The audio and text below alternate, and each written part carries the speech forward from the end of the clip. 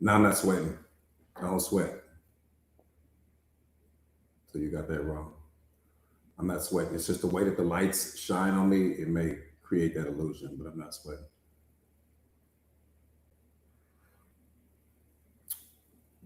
Try Jack. What's going on? Happy Friday. Happy Friday to you all. Happy Friday.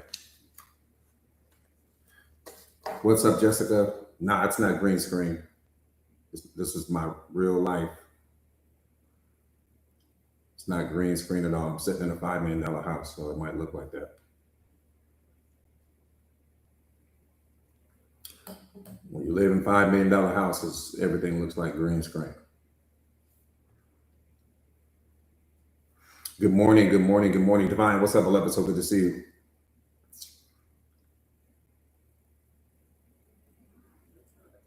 So good to see you all. So good to see you. What's up, Tammy? So good to see you. Joseph's in the building. What's up, Joseph? So good to see you. Good morning, good morning, good morning. Good morning, good morning. What's up, Raven? So good to see you, beloved. The real one is in the building. Kev, what's up, Kev? BDM. Yeah, Kev, when people ask questions, I'm going to give you the answer if you ask. If you don't ask, I won't give you the answer. Sefe, what's up, family? So good to see you. If I were to use green screen, I would be disrespecting my house. My house is better than green screen. Promise you it is.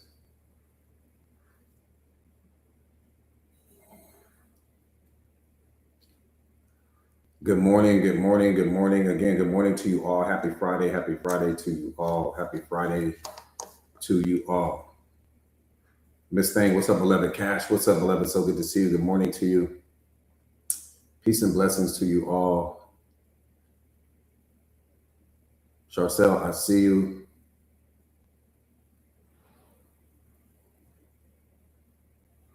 I appreciate that, Sandy. I appreciate that. Thank you, beloved. Thank you, thank you, thank you. Got my Tara in the building. What's up, Tara? So good to see you, beloved.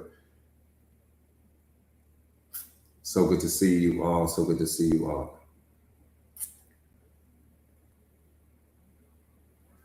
So good to see you all. Let me see if I can crank this thing up. Do me a favor, you guys, and share the live to your stories. So that you get that watch. Yeah, let me do me a favor, you guys, and share the live to your stories if you don't mind. Share the live to your stories real quick. Let's get the likes up, you guys, so that we can get the medicine out.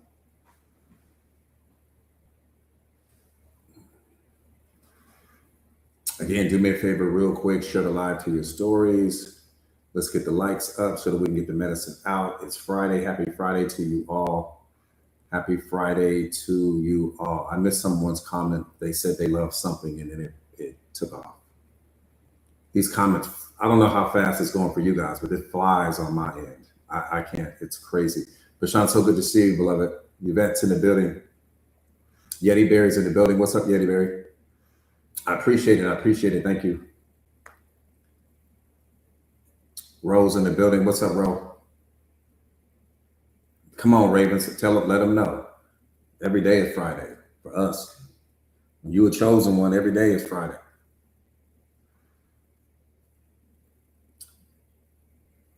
Elia, I appreciate that. I appreciate that, beloved. I appreciate that, don't. Appreciate that. Unbreakable. I know that's right. That's the mindset right there. Unbreakable. Man, you gotta be unbreakable up in this bad boy. Raven, what's up, Raven? Boo Nasty. Rich, what's up, family? So good to see you, family. So good to see you, Rich. So good to see you. So good to see you, family. So good to see you. So good to see you. Mindset Masters family is, mind elevation time. Y'all already know we can ready to climb the mountain. We the baddest things walking. I'm telling you right now. Our community, you can't guard us. You can't guard us. I'm telling you, you can't guard us. Our community, our family, you can't guard us. You can't touch us. I don't give a damn who you go get. I don't care who you go get, past or present. I don't care who you go get. I don't care who you go and get. Stephanie, I'm telling you, family, I don't care who you go get. I'm going to take God, I'm going to take Jesus, and I'm going to put them over here. Go get everybody else. I'm going to take God, I'm going to take Jesus one more time, and I'm going to put them over here. Go get everybody else. I double dare you. Go get everybody else. I'm going to take God, I'm going to take Jesus, one more time, I'm going to put them over here. Go get everybody else, past or present. Go get everybody else and let me bring the community to the platform. And watch how we gonna embarrass. We're gonna mop the floor with any person you go get. I don't care who you go get. I'm telling you that now. I don't care who you go get. I promise you. Take anybody you want, past or present. You can go get Socrates. You can go get Marcus Aurelius. You can go get Aristotle. You can go get who you want to go get. You go get Mother Teresa. Who you want to get? Who you want to get? You can go get Malcolm X. You can go get Dr. King. You can go get whoever you want to get. Whoever you bring, we're gonna mop the floor with them. I stand on that. I'm built for what I do. I don't know how much confidence you got in yourself. I don't know how much faith you got in you. But I can tell you right now, you take me in the Mindset Masters family, we're going to mop the floor with you.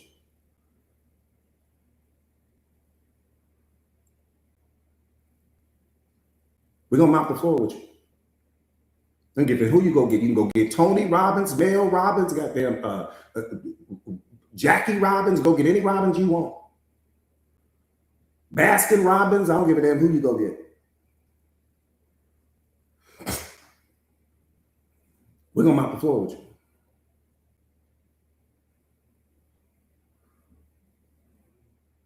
That part I know. I don't know nothing else. And the only way you would disagree is if you don't know the Mindset Masters family, which means you're not speaking from intelligence. You speaking from your feelings. So you disqualified automatically.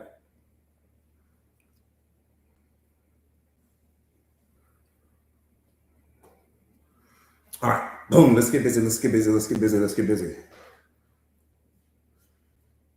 Again, happy Friday to you all. Do me a favor and let's get the likes up, you guys, so that we can get the medicine out. Baddest community on the planet. You are standing in it right now. You are sitting in it right now. You are witnessing it. Red, I'm telling you, they can't touch us, beloved.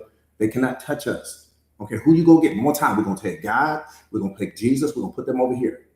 So I'm real comfortable in that VIP area. Bring everybody else, though. Bring everybody else.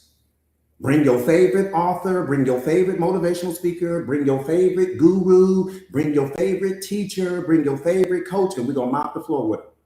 Bring your favorite therapist, bring your favorite psychiatrist, bring the pastor. Don't bring a few of them, bring all of them. Line them up. We're going to mop the floor with them.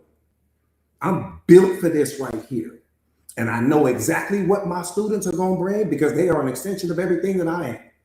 No difference, no degree of separation. So I already know what they're going to bring. We're going to mop the floor with you.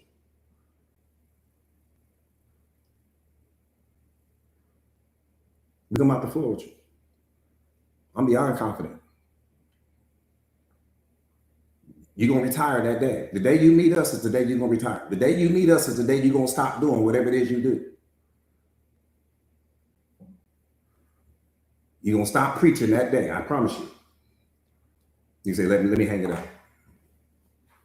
I didn't met the real ones. Let me hang it up. I didn't met the truth. Let me hang it up.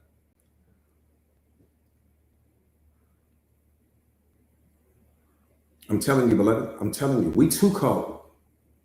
Now, I'll be humble when I'm sitting in front of God. I'm not going to be humble when I'm talking to the world. We are too cold. That Mindset Masters family, whoo. You talking about lions out the cage. You talking about lions out the cage, fully unlocked. Mind so powerful, so strong, so confident, so fearless. I'm so proud of them, man. I'm so proud of them. So proud of them. I'm so proud of them. So proud of them. So proud of them. We ain't got time to be afraid. Afraid of what? Afraid of what? Who's better than you? Show me the person that you think is better than you. Let me see that person. Because I don't think I'm better than my students. I'm an extension of my students. So show me the person you think is better than you. We are a single functioning unit. We are like a circle. You don't know where it starts or where it ends. That's how I look at the family. We are like a circle. You don't know where it starts or where it ends.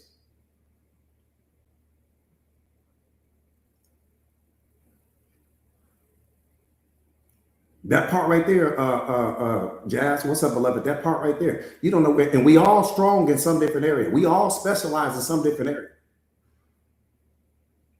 Jalen, what's up, family? I see you, Jalen. I see you, family. Happy Friday to you. Let's get busy getting busy.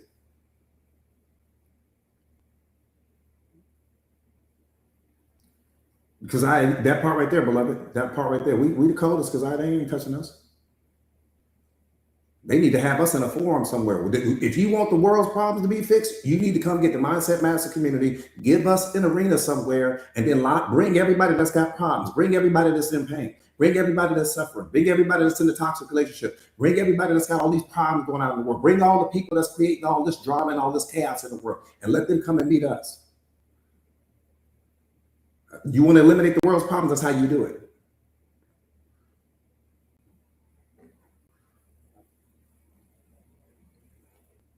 All right, let's get busy getting busy. I'm just being real. Come on, Queen, you gotta let them know we the coldest and the baddest. We ain't finished. We not gonna be humble when it comes to that. One more time, we're gonna take God, we're gonna take Jesus, we're gonna put them over here. We ain't talking about them. I said bring everybody else. Bring everybody else that's on your banners or somewhere. Bring everybody else that's on some poster. Bring everybody that's standing on some billboard. Bring everybody that's just shot some movie. Bring everybody that's written some book. Bring everybody, historically speaking, that you hold on some pedestal in your mind. Bring all those people. I promise you they won't be in a pedestal in your mind anymore. Bring them all. Don't bring some of them, bring a few of them. You're going to need everybody to come up against us. You're going to need everybody.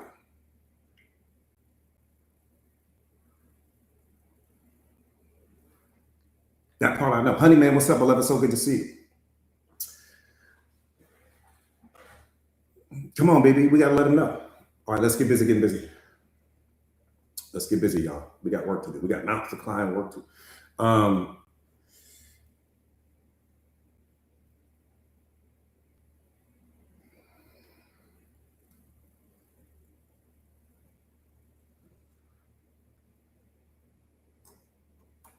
Let me say this real quick. Nicole, what's up, beloved?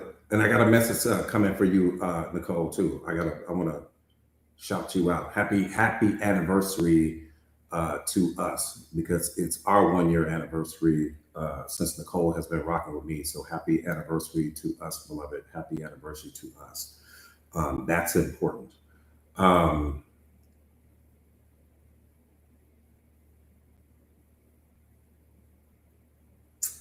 Happy anniversary to us. Yeah, she's been rocking with me for a year. She don't miss nothing. Beautiful thing, beautiful thing, beautiful thing. Yeah, Kev, I appreciate that, man.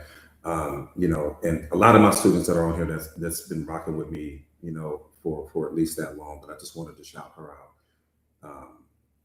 Because that's beautiful and special all at the same time. You got to protect that. You got to protect that.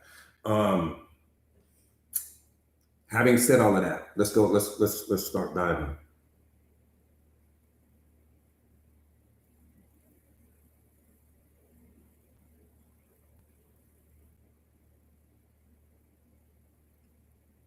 Again, do me a favor, real quick, you guys, and share the live to your stories if you haven't already done so. For anyone that's new to the platform, my name is Jordan Williams. I am a certified life coach. I specialize in self-awareness and self-mastery, relationship mastery, consciousness, self-awareness. I specialize in helping my students and clients all over the world to become the most powerful versions of themselves. Some of them have become so powerful. I am also the best-selling author of this book, The Secret of Awareness. How powerful are you ready to be? This book is a bestseller. It is a game changer. It is available on Amazon. I'm not here to push the book. I have no desire to push the book. I have no desire to talk about the book. The book is what I used to be. What I am right now is what's important. But the book is an extension of what I used to be. The book is the blueprint to who you are. The book is it's the instruction manual to who you are. The book is where you start that journey of becoming the most powerful version of yourself. It's the book is where you start the journey to self-mastery and self-awareness. If self-mastery is your North Star, if self-awareness is something that you're interested in, start with the book. Start with the book. You ready to get rid of that depression? Start with the book. You ready to get rid of the fear? Start with the book. You ready to get rid of the anxiety? Start with the book. You ready to become the most powerful version of yourself? Start with the book. You ready to stop showing up small? Start with the book. You ready to get rid of the toxic relationship? Start with the book. Start with the book. Don't read the book, become the book. See, application is the most important thing in the world, but it's where we fail the most. Because what you don't understand, that repetition is the mother of mastery. We become what we repeatedly do, not what we do occasionally. If you read a book and if you buy a book and you only read it one time, you didn't do anything. You did nothing for yourself. You did nothing for yourself. Don't even waste your money. The book is something that you have to become. This is self-awareness. Self-awareness is the most powerful version of you. Self-awareness is you operating out of higher mind, not lower mind. 99% of the people that you come in contact with on a daily basis are operating from lower mind. That means they're operating from their programming and conditioning. They're operating from their ego. They're operating from their persona, their reputation, the masks that they wear, their level of education, of their childhood traumas. All of that is lower mind. Lower mind is what creates all of your problems. Lower mind, if you are experiencing anxiety, it's because you're operating out of lower mind. If you're experiencing depression, it's because you're operating out of lower mind. If you have fear in your life or unhappiness in your life, it's because you're operating out of lower mind. There is no unhappiness in higher mind. There is no depression in higher mind. There is no anxiety in higher mind, because you know what you are. So if you're experiencing any negative feelings, if you're going to the therapist, if you're having to take medication, if you're confused a lot, if you are stuck, if you don't know how to become the most powerful version of yourself, it's because you're trying to do something from lower mind, and lower mind was never designed to build the life that you want. That's why most people are stuck. You're trying to build the life that you want from something that doesn't have the power to build your life. Only higher minds can build your life. Okay? So it's important for us to understand that. The life that you want, higher mind is going to build that life. And I'm talking about the ultimate life that you want, not when you're just settling for the life that you have. Right? It's important for us to understand that. So, that's what the book is all about. Again, the book is not about me.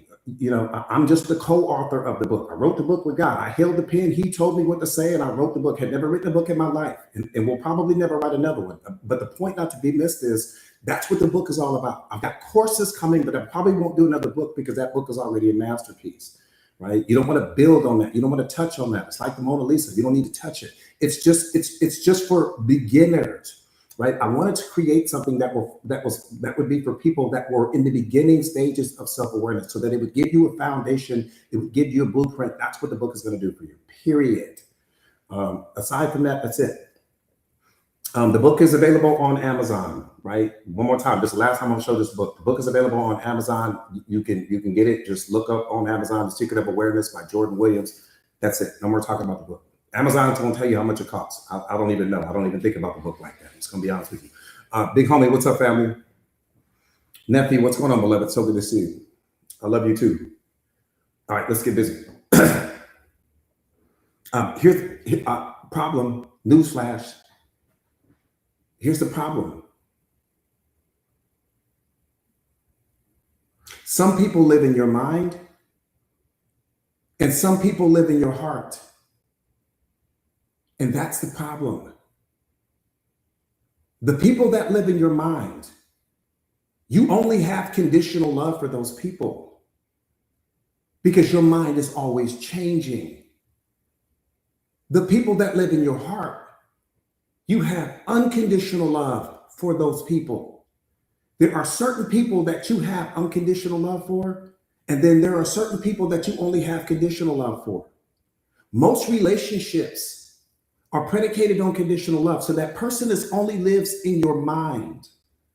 They don't live in your heart. My students live in my heart. They don't live in my mind. So my feelings for them will never change. My thoughts about them will never change. My attitudes toward them will never change. They're protected. Whatever's living in your heart is protected. What's living in your mind is not.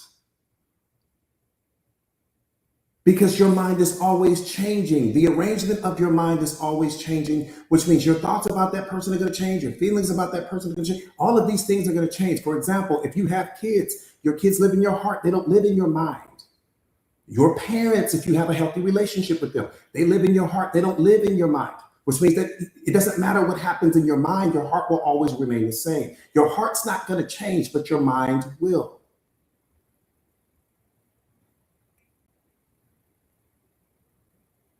Some of your friends, you got friends that live in your heart, and then you have friends that only live in your mind. The people that live in your mind are not protected. That's why they live in your mind, because you're not really fully committed to that relationship. You're not really in that relationship. Yeah, you call that person a friend, or yeah, you call that person this or that, but they really only live in your mind. And then you got certain friends that live in your heart. If you're going to have a powerful relationship with that person has to live in your heart. They can't live in your mind, because again, the relationships that live in your mind are not protected. And there's a reason why you have that person there. You can't have people in your life that are only living in your mind and call that person a friend, call that person a lover, call that person a this, call that person a that. You're seeing these people through labels versus seeing them through the energy that they bring to your life. Focus on the energy that they bring, not the label that they carry.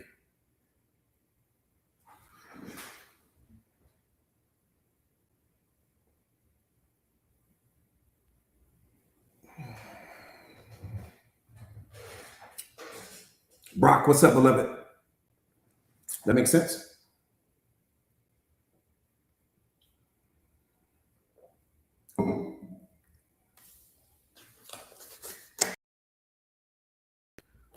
Again, what's my yeah, if whole mission, is for me to help you to become the most powerful version of yourself. You won't become the most powerful version of yourself if you don't know what's limiting you, if you don't know what are the roadblocks, if you don't know the different things that you need to watch out for. So again, you've got people that some people live in your heart, some people live in your mind, and that's critically important for you to understand the difference between the two.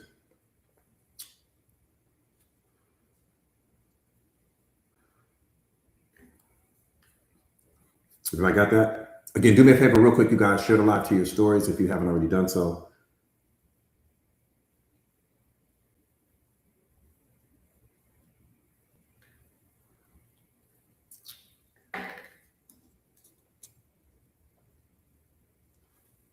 See, people teach you how to get into a relationship, but no one teaches you how to get out.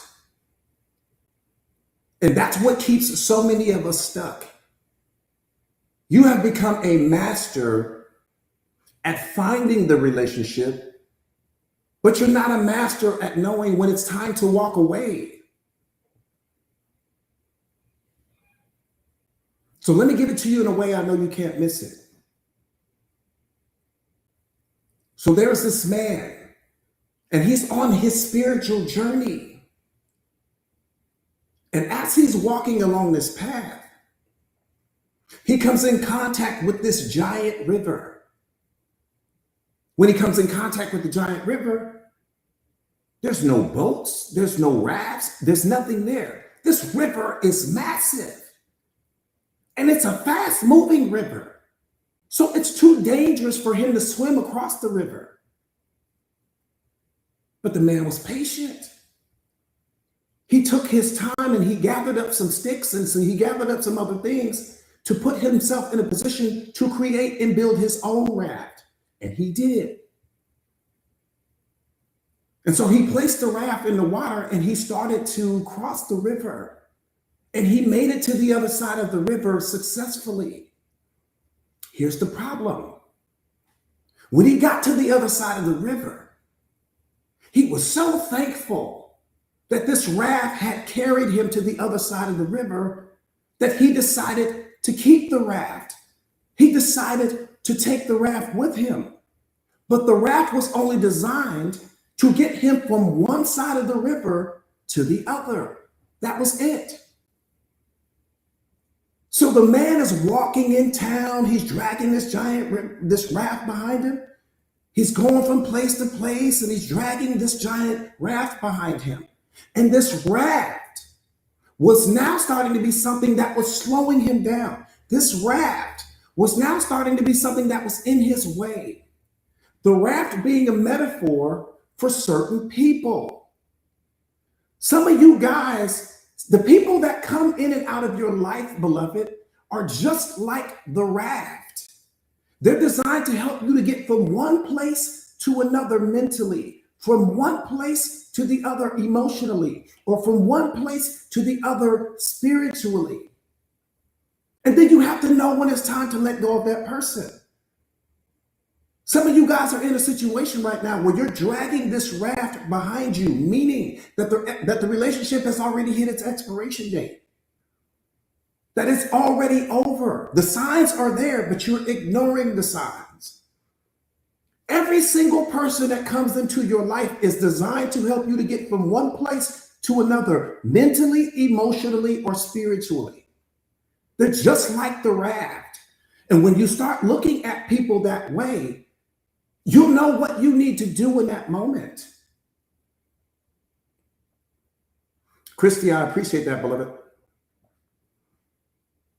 You got to look at the people in your life that way. When there's pain in your life, it's because it's time to let go of the raft. When there's disrespect in your life, it's because there's time to let go of the raft. When there's verbal abuse in your life, it's because it's time to let go of the raft. When you have to show up small, because it's time to let go of the raft. Those are all indicators that it's time to let go of the raft. Period.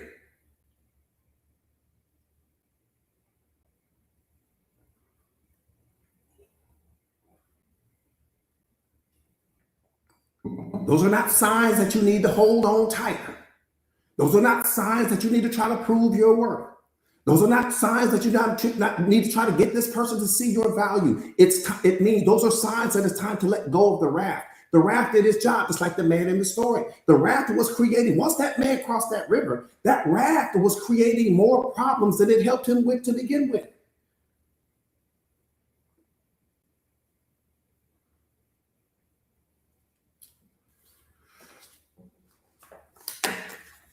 Do me a favor real quick. Silver CEO, what's up, beloved? Do me a favor real quick. Do me a favor real quick, you guys. And again, share the live, share your stories if you haven't already done so. You guys, let's get the likes up so that we can get the medicine out. We had a lot of mountains to climb today. A lot of mountains to climb today. I want to, hey, what's up, beloved? I'm doing well. Thank you, thank you, thank you. Better than I deserve. Better than I deserve.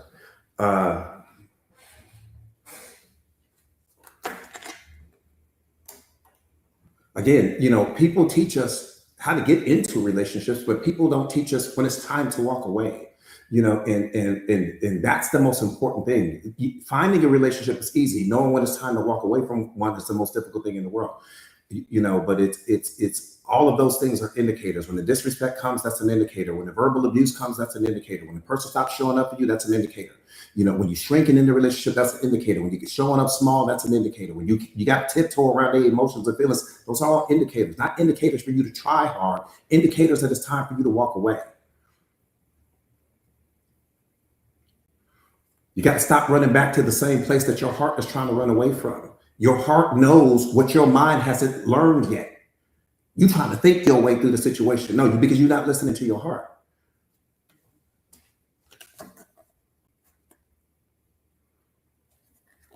What do we say all the time? If you take care of this moment, the future will take care of itself. That's your mindset. If you take care of this moment, the future will take care of itself. Damn, yesterday. We got no time for yesterday. We don't have time for what might happen tomorrow. Because if I take care of this moment, the future will take care of itself. That's what God is trying to get you to understand. Man, take care of this moment. It's the only one you have.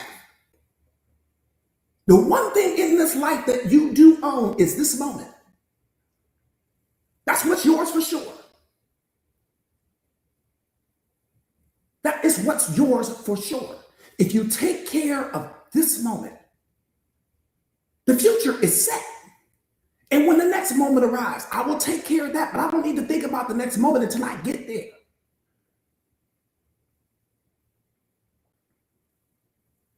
That has to be your mindset. We miss out on this moment because we're too busy obsessing over a previous moment. We miss out on this moment because we're too busy thinking about a future moment. No, take care of this moment and the future will take care of itself. That's how you build the future, moment by moment. The same way you build a brick house. You build it brick by brick. You don't put up a whole wall at the same time. You build it brick by brick.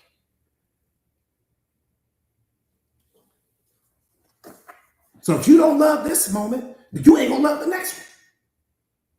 So if you don't love this moment, you got to start asking yourself, what is it about this moment that I don't love? And then I need to perform a self-critical analysis to see what is it about this moment. I don't need to ignore the moment. I don't need to think about a future moment. I don't need to think about a previous moment. I need to ask myself, what is it about this moment that I don't like anymore?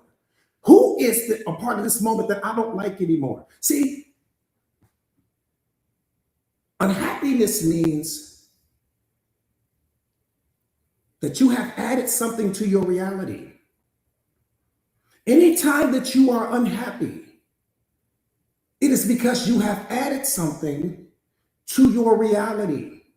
And whatever it is that you have added no longer serves you, it's no longer adding value to you, it's causing you to be confused, it's causing you to show up small. I don't know what that thing is. But what I know for sure is this. Anytime that you are unhappy in life, I'm giving you God's truth, not mine. Anytime that you are unhappy in life, it is because you have added something to your reality. And whatever that could be a person, that could be some drug, that could be some environment, that could be some situation, something you added. Look at your life right now. You didn't added something to it. And the thing, watch this, the thing itself, whatever that might be, is not what's responsible for your unhappiness. What's responsible for your unhappiness is your reaction to the thing. The thing doesn't have the power to make you happy or unhappy. What's making you unhappy is your reaction to the thing. What's making you unhappy is the fact that the thing no longer adds value to you. What's making you unhappy is the fact that the thing has already hit its expiration date. That's what's producing your unhappiness, not the thing itself. So you ain't need to go talk to anybody. You don't need to call anybody. You don't need to get on the phone. What you need to do is, one more time, if you take care of this moment, the future will take care of itself. There's something that you have added to your reality if you are not happy right now. And it is that addition alone that's causing your suffering.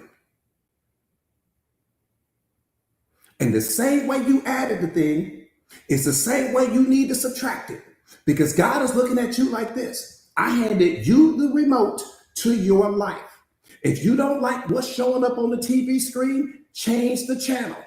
But if you don't change the channel, stop praying to me about it. If you don't change the channel, stop complaining about it. If you don't change the channel, stop calling people and talking about what's wrong with the situation. Stop talking about the situation and change the situation. But you cannot complain about what's showing up on your TV screen when you're the one that added it there. That's how he's looking at you.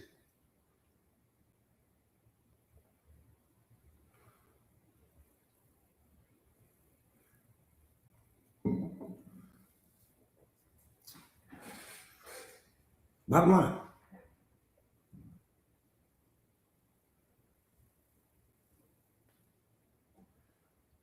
So just look at, you got to look again, you got to look at your life that way. You know, anything, but what's up, beloved? Again, anytime that you are unhappy, I don't give a damn when you unhappy, why you unhappy, where you unhappy. Understand this. You got to remember this mindset. Anytime that you are unhappy, it is because you have added something to your reality. And whatever that thing is that you have added to your reality no longer serves you, no longer adds value to you, that doesn't validate you, doesn't see you, is in alignment with where you're going. That's it. That's all. It's not a math problem. You ain't got to think long and hard about it. And the thing itself, one more time, the thing itself is not what's producing the unhappiness. So you don't need to go talk to the person. They're not aligned with you anymore. They don't serve you anymore. Maybe they're not what they said they were. Maybe they're not doing the things that they said they were going to do. And what you're trying to do is you're trying to fix something that's not broken. The person is showing you, this is my emotional range. This is my emotional capacity. This is the best that you're going to get from me. But you're not listening to that because you're not paying attention to reality. You're paying attention to the story that you created about reality. You got to focus on what is reality showing you. We don't need to go to the therapist. We don't need to talk to the doctor. We don't need to go talk to the pastor. You don't need to talk to anyone. You need to ask yourself a simple question. How do I feel in their energy? Do I love who I am when I'm in this person's energy? Do I love who I become when I'm in their energy? It's a simple yes or no. Simple yes or no. You think if you start thinking, you're going to fumble everything. It doesn't require thinking. It's a simple question. Do I like who I become in the presence of this person? It's a yes or no. If it's yes, we don't need to talk about anything. If you got to think, we already got a problem. The moment you start thinking, let me see, coach, we already got a problem.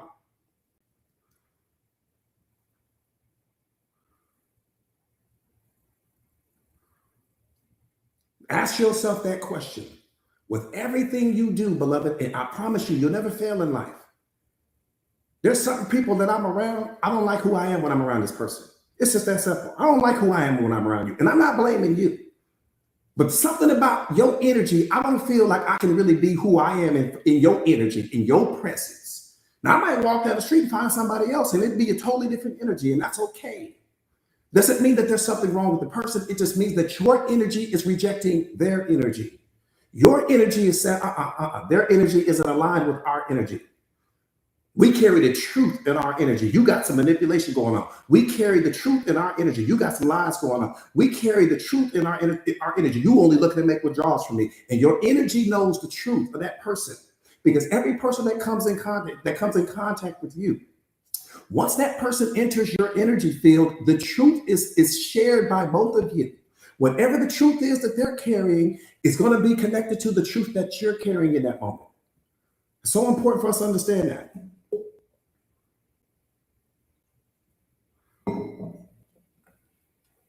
That's why your intuition goes off like it does. You might not be able to point to what's going on, but the truth is in that energy that you both share. That's why dogs react to certain people a certain way, because the dog isn't going off the label. The dog isn't going off the person. The dog is going off the energy that person brings to the moment. And that energy is saying that person is bringing. That energy is saying, I don't have the best intentions for you. The dog knows that.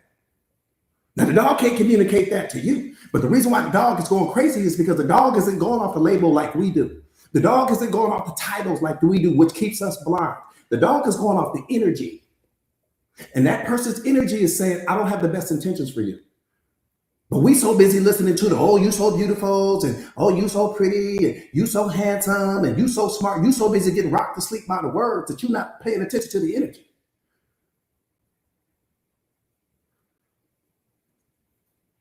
The person's energy is saying, I need more from you than I'm willing to give you. That's called manipulation.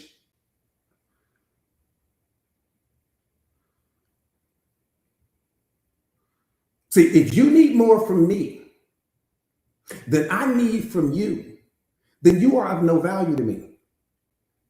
Period. I said, if you need more from me than I need from you, then the relationship is lopsided.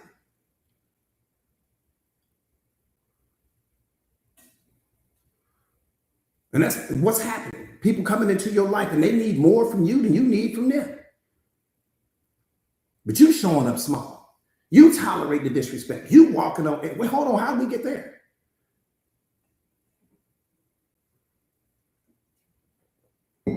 All right, let's start this live.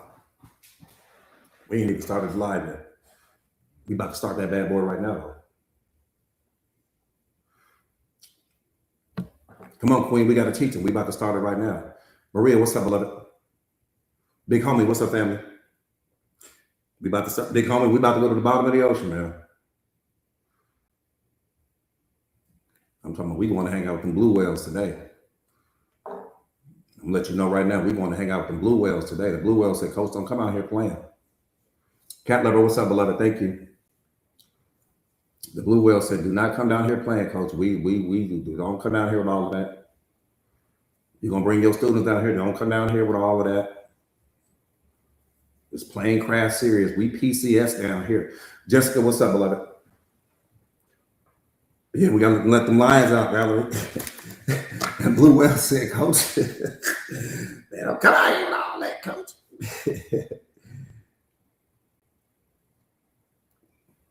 Let me say this real quick. Decide today what's no longer good for your life, and then stand on business. Decide today who no longer deserves to have access to you, and then stand on business. Decide today what you are no longer going to accept or tolerate, and then stand on business. Decide today how you going to show up for yourself, and then stand on business. Decide today that you will only accept 5-star respect, 5-star love, 5-star appreciation, and then stand on business.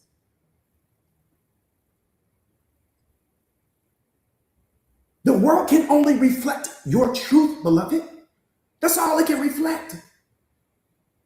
People can only reflect the truth you carry. People can only become a reflection of the relationship you have with yourself. Decide what you're going to accept today, and then stand on business. Decide what you will no longer tolerate today, and then stand on business. Decide what you need to walk away from today, and then stand on business. But you don't walk away, then you're the problem, beloved. You can't build no powerful life if you got a broken mindset. You can't build a powerful life if you think you need something outside of yourself and you and God. That's what you need. Everything else is optional to you.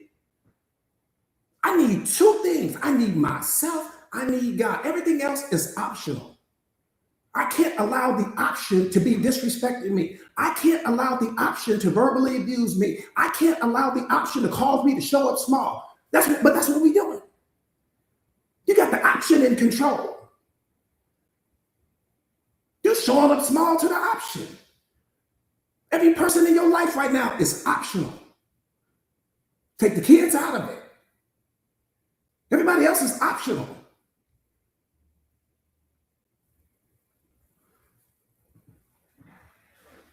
You're going to build a powerful life with a weak mindset.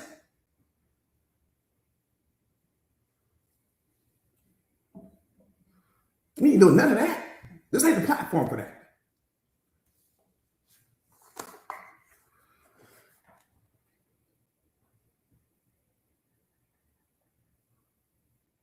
See, if you want to fly high in life, you got to be willing to walk away from everything that's currently weighing you down. You might have certain people in your life that's weighing you down. You might have yesterday's version that's weighing you down. You might have your procrastination weighing you down. You might have the fact that you don't have a growth mindset weighing you down. If you want to fly high in life, you have to be willing to walk away from everything that is currently weighing you down.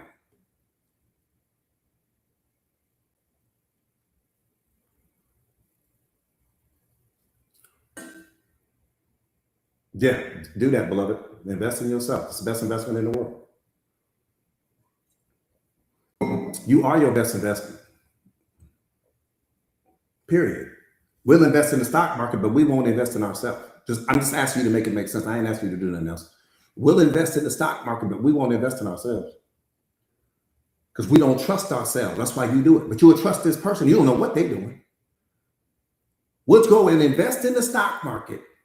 Listen to some man who's some shark, who's some financial shark, who's going to make more money off your money than you will. We'll go and, I'm telling you, I do this for real, man. I done been in every lane that you could possibly be in. We will go and invest in the stock market, but we won't invest in ourselves. We'll go invest in some Roth IRA, but we won't invest in ourselves. We'll go and listen to some financial guru who's going to make more money. The bank makes more money off your money than you do. That's a diamond hard fact. I'm just asking you to make it make sense. They make more money off your money than you do.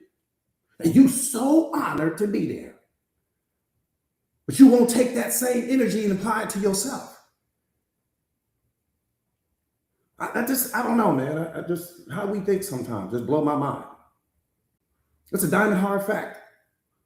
Google will tell you that. They're going to make all the money. They're going to give you pennies. 99% of what your money made, they kept. They gave you the rest. 95% of 95% of that they kept, they gave you the 5. They might have gave you 7. They might give you 7. They might give you 7. If you have a compound interest earning account, you might get 7.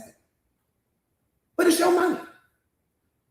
You might get 7. And if you complain about the 7, we're going to get rid of you. But you won't take that same energy and invest it in yourself. That just doesn't make sense to me. Because you don't trust yourself. That's why you don't do it. That's why you won't do it. I invest in me. I don't invest in anything else. Because I ain't going to never play me.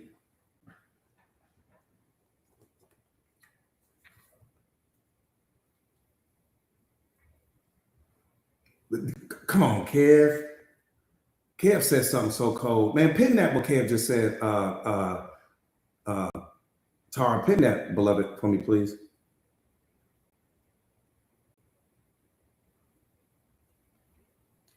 Come on. We ain't got no problem doing that, Kev. We ain't got no problem doing that. No problem at all. I'm going to invest in me, but I'm going to invest in this partner I barely know. I'm going to merge my credit. I'm going to merge my accounts. I'm going to merge everything I have, my 401ks. I'm going to merge everything I have with this person that I barely know, because I barely know myself. I'm going to merge everything I have with this person that I barely know. I ain't going to invest in myself, but I'm going to invest in that relationship. I ain't going to invest in myself, but I'm going to invest in my partner.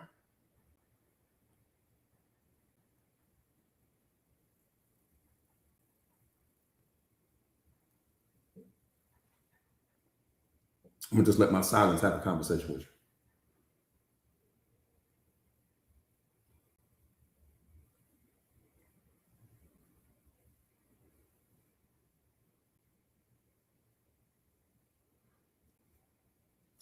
Then we walk away with nothing.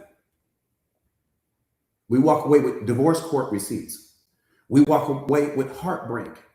We walk away with abuse.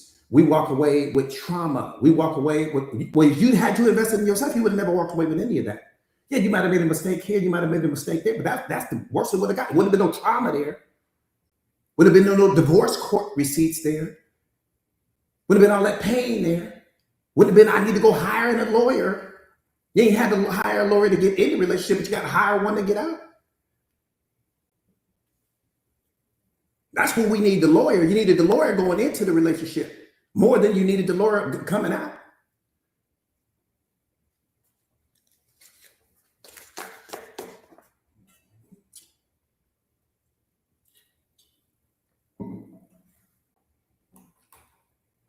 I'm just being real. Sometimes my truth is too heavy. It's hard to lift.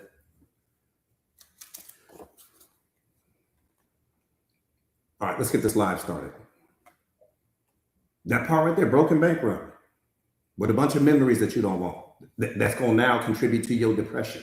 That's going to now contribute to your unhappiness. That's going to now contribute to the anxiety.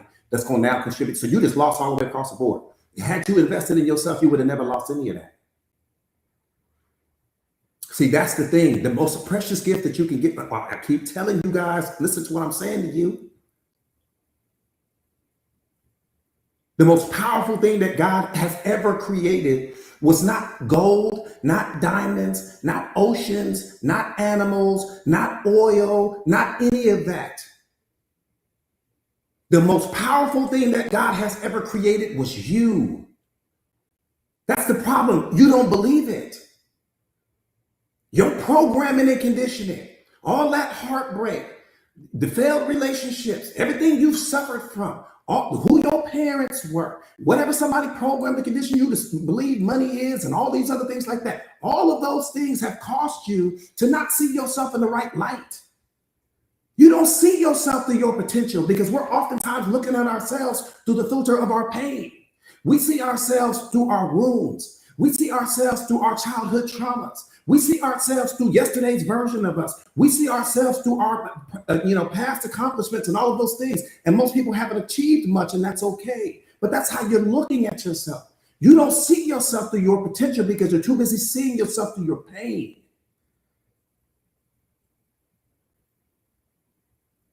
So you don't see the greatness in you. This is why you don't trust yourself. You don't see yourself correctly, beloved. That's why self-awareness is so important, because it's going to give you sight. You ain't had it. If you're not self-aware right now, beloved, you don't have sight. Can you see? Yeah, anybody with a pair of eyes can see. Sight is something completely different. Sight only comes when you become unlocked.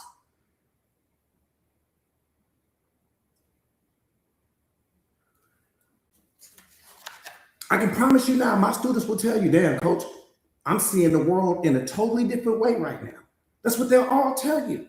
Could they see before me? Yeah, they could see. They had eyes. But their mind is open now. Their spirit is open now. Emotionally, they are open now. Right? They're open now. Consciousness, from a consciousness perspective, they're open now. They see the world differently. They ain't placing people all on these pedestals anymore. They ain't chasing everybody. They're chasing themselves. They're on the right track. Before, they might have been on the right track, but they was on the wrong train. Now they're on the right track and the right train, because they are the right train. There are no other trains. That person you chasing right now is not the train.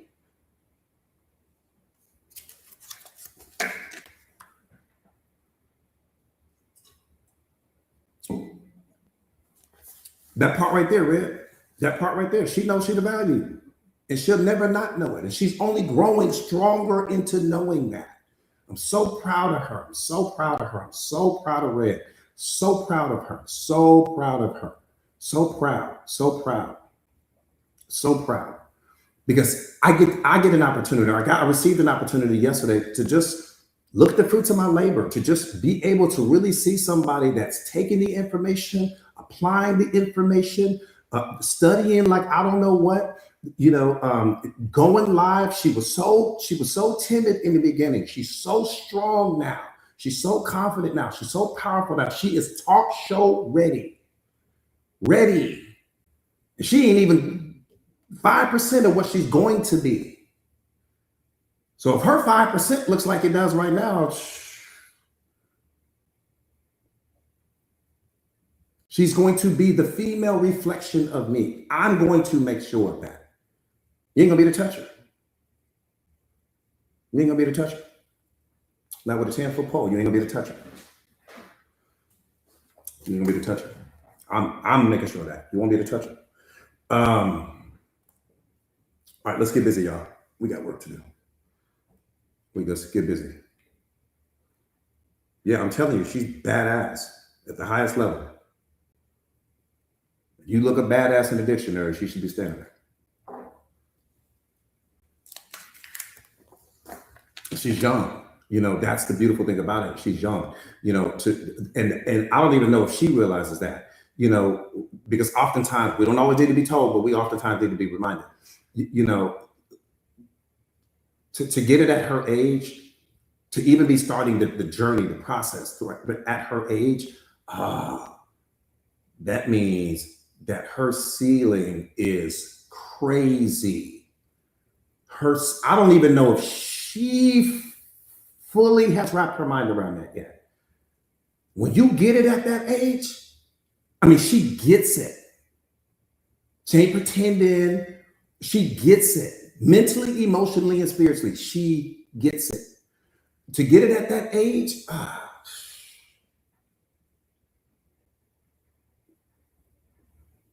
it's game over. All right, y'all, let's get busy. Let's get busy. Do me a favor real quick before I dive in. Do me a favor, because we ain't even got started yet. We can get started right now. Do me a favor and share share the live. Yeah, if you guys do me a favor, if you're not currently following her right now, and if you're on the journey to self-awareness, you're on the journey to self-mastery, you really want to learn from a shark, go and start following her now. Type me in the comments right now. Let me see who's serious. Type me in the comments right now if you get ready to start following her. Start following her right now. She goes live. She'll let you guys know when she's going live. Yeah, follow Red. Follow Red. We got to keep this tight. We got to keep this tight. You're going to hear the truth. So if you ain't ready for the truth, don't. Follow the one that's pinned.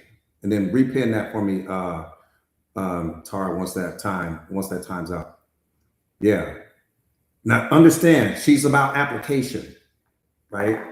She's about application. She's who she is because of application. You don't get there no other way. Application is the most important thing in the world. People think that knowledge or information changes situations. Information doesn't change anything. Your decisions changes everything. Application is what changes everything. Your decisions are building your life, not the information. Every decision that you make is what's building your tomorrow. It's what's building your life, right? And so it's so important for you guys to understand that. We think that because we acquiring all of this information that it's changing your life. No, it's not changing your life, beloved. It's not changing your life at all. You just acquiring more information. You just becoming more knowledgeable. Once you start making certain decisions with that information, now we talking. Right? So information changes nothing. Some of you guys are just coming and y'all collecting all of this powerful information, but you're not applying the information to your life, which means your life isn't changing. And you're not making certain decisions with the information once you apply it to your life, which means your life really isn't changing. So acquiring the information does nothing. You can have 1,000 notebooks and they ain't gonna change your life. You can have 1,000 notebooks full of everything that I've been teaching. It's not going to do anything for your life. Yeah, you smarter, but you don't change until you start making certain decisions based on that information. Decisions is what builds your future, beloved, not information.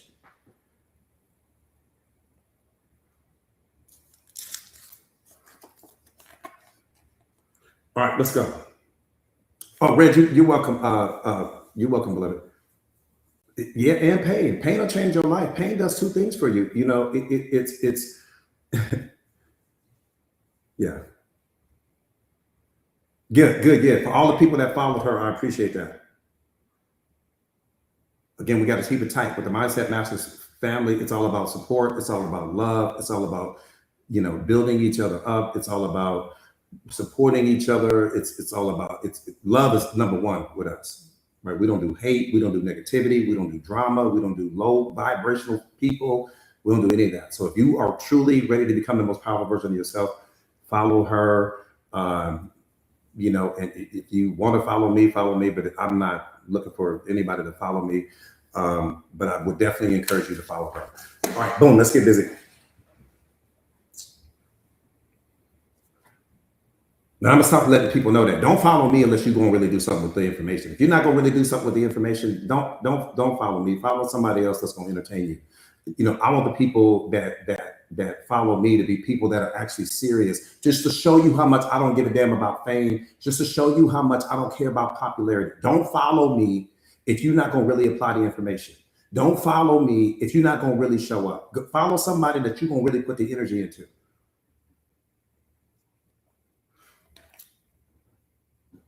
All right, boom, here we go. Let's get this live going.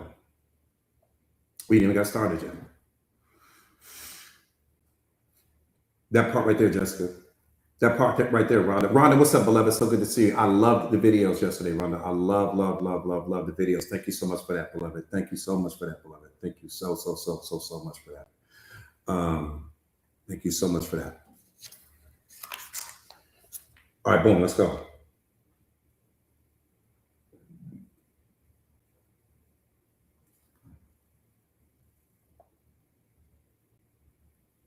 Let me ask you an important question. This is relationship mastery. I'm gonna teach you guys at the end of this live, you're gonna be a master of all things relationships.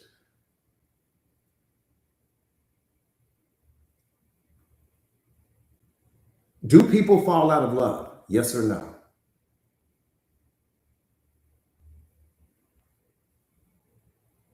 And have you ever? Yes or no?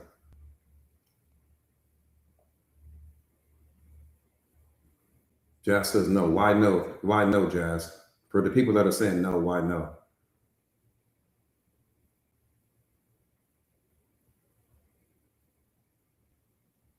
I'm talking about in a relationship. I'm not talking about with yourself. I'm talking about in a relationship. For the people that are saying no, why are you saying no? How do people not fall out? If you're saying no, how do they not fall out?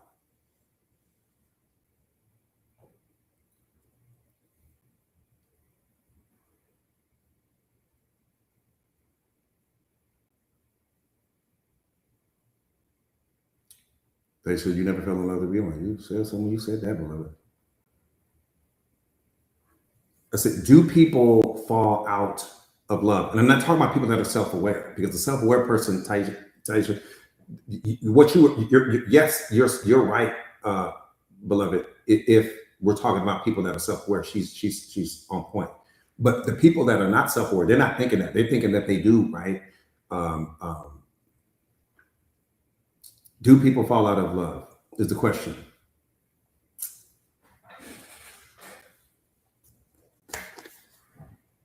Okay. You see what I did? You see what I did? I pulled all of you guys out to the ocean. I pulled you all out to the deep waters for a very important reason, right? Because all of what you guys are saying is wrong. No matter what version of it you're giving me, all of it's wrong, and that's okay. You want to be wrong now so that you can be right later. That's humility. Let me be wrong now so I can be right later. Right?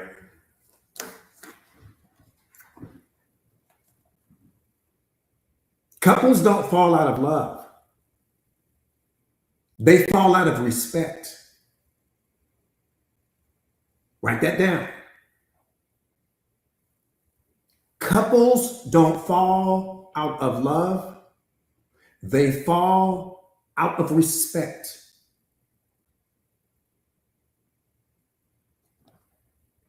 And disrespect always starts small. See, here's something you got to understand, beloved. If you listen with your spiritual ears, it'll make all the sense in the world to you. In the history of your life, you have never fallen out of love. What you fell out of was respect. And what you have to understand is that love and respect are opposite ends of the same stick. Because in order for you to get to love, you had to travel down the pathway called respect. You fell in love with that person because you respected them. You respected the way they treated you. You respected the way they talked to you. You respected the way they showed up for you, maybe opened doors for you, maybe cooked meals for you, right? There was respect there before there was love. If there's no respect there, you can't get to love. Let me qualify that. If that person was disrespecting you, you would have never fell in love with that person. Think about what I'm saying. If the person was disrespectful, you would have never fallen in love with the person. You fell in love with the person because you did respect them. So love and respect are opposite ends of the same stick. And when respect leaves the relationship, love leaves with it at the same time. Now what remains is your attachments. Now what remains is your clinging. Now what remains is fear, because the fear has you convinced that you can't find better. The fear has you convinced that you can't make it on your own. The fear has you convinced that there's nothing better than what you already have, so you settle for more of what you already don't want.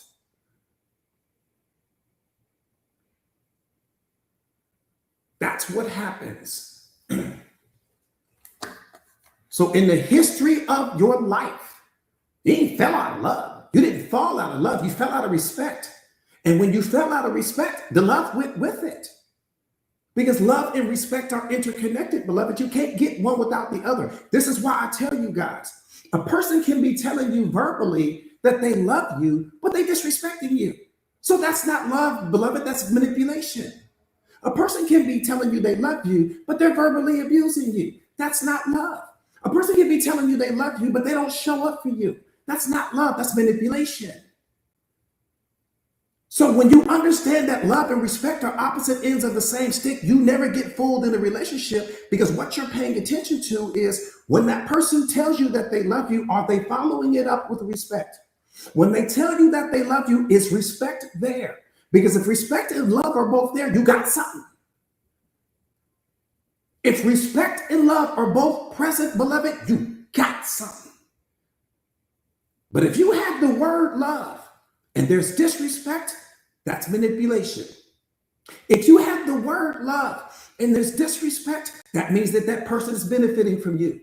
They're benefiting from the value that you bring to their life. What they love is what you do for them. What they love is how you benefit their life. What they love is what you contribute. What they love is the quality of life that you help to create. That's what they love. Not you, but what you do. So anytime that love and respect are not both felt, something's wrong. Something seriously wrong. Because where love is, respect is. Where respect is, love is. Period. You will never see one without the other. If I genuinely love you, respect is at a 5-star level. I love my mom. My mom is my everything. My students know that. I would never disrespect my mom. I would never curse in front of my mom. I don't get upset in front of her. I don't raise my voice. The love is too there. The respect is too high. And there are certain people that you have that type of relationship with where the respect is high, the love is high. That's real. You said you just joined, okay, beloved. So you see what I'm saying? So no, you didn't fall out of love. You fell out of respect.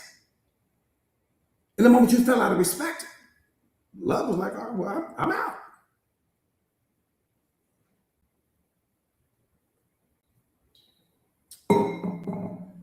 Now that you see it, you should see it now.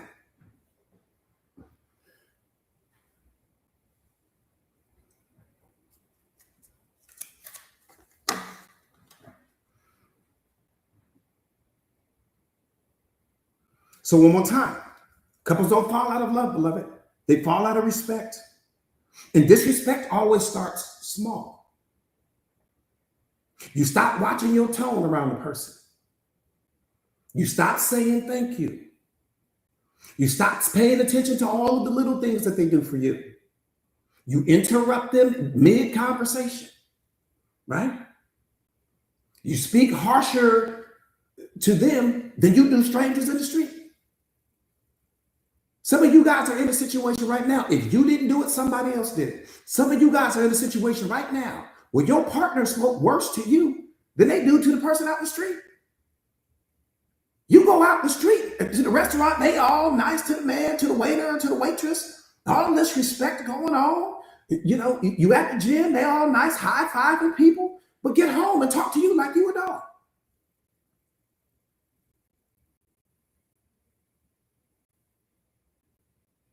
All this anger, all this abuse. But you don't do that when it comes to the coworkers. You're nice as hell to the coworkers. They don't catch any of that. But you claiming to love me. I wake up next to you every day. I get the worst of you. The world gets the best of you. That doesn't make sense to me.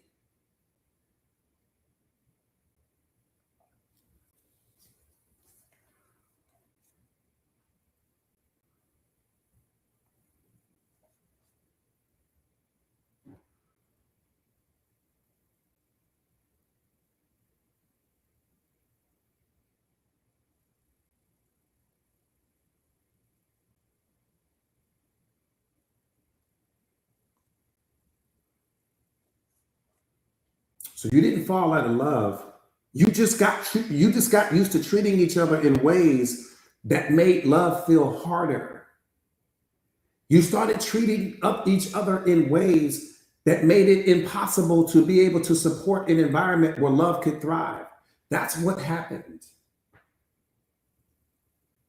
The things we normalize, the things we let slide in the beginning, become the very things that cause that relationship to end. Everything that you let slide in the beginning will be the very thing that causes that relationship to end. All of the red flags that you ignore in the beginning will be the very red flags that will cause that relationship to end. So you're looking at a preview. When you ignore something, you're looking at a preview of your ending. God is giving you a preview of what your ending is going to look like. And if you look at any failed relationship that you've ever had, you saw the signs in the beginning. They were all available to you.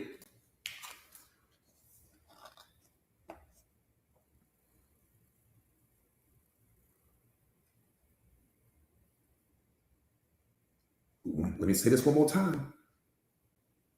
You can turn a blind eye if you want to. The red flags that you ignore in the beginning will be the very red flags that will cause that relationship to end. Relationships start out with leaks. Just like your sink. Your sink don't just start flooding. It doesn't just flood your kitchen floor. It starts out with a slow leak that we ignore. We push to the side. Oh, I'll get to it later. I'll call the plumber later. I'll call this person later. And then you never get around to it. Yeah, you saw it. But you didn't get around to it because the leak doesn't look like anything that you need to move with any level of urgency with. But the leak is a preview to a future problem that's coming that you keep ignoring. And the same way that we ignore that leak in the kitchen is the same way that we ignore the leaks in the relationship. And then that leak becomes a flood. Now the floor is ruined. The baseboards are ruined. The carpet is ruined. You all mad.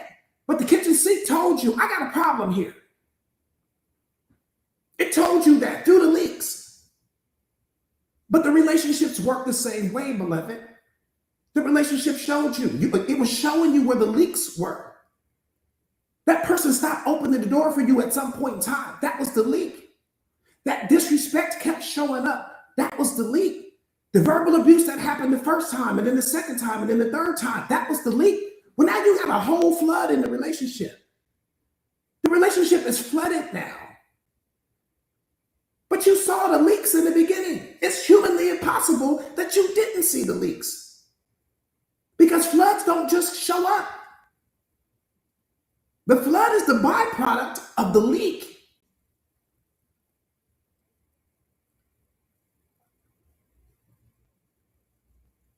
And when you don't take care of the leak becomes a flood. Every single person that's in divorce court right now, they're there because of the flood, not because of the leak. They're there because they ignored the leak and they allowed the leak to become an entire flood. You can't blame anybody but yourself. You saw the flood. You saw the leak. There ain't a person on this line right now that didn't see the leaks. The disrespect was a leak. The verbal abuse was a leak. Them putting their hands on you, leak. The person stopped opening the door, leak. The intimacy was falling off, leak. No passion in the relationship anymore, leak. All of these things started out as a tiny little leak that you let slide, that you didn't say anything about. Yeah, you saw it, but you said nothing. And then once that flood came, you didn't know how to deal with it. And once things become that flood version of it, you can't reverse it now.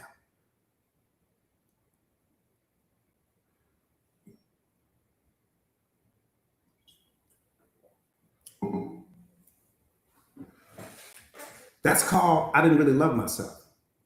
That's called, I didn't really respect myself. That's what that's called. You want to know what it's called? It's called, I didn't really love myself, coach. I didn't really respect myself. I didn't really value myself. That's the only reason why we ignore the leaks.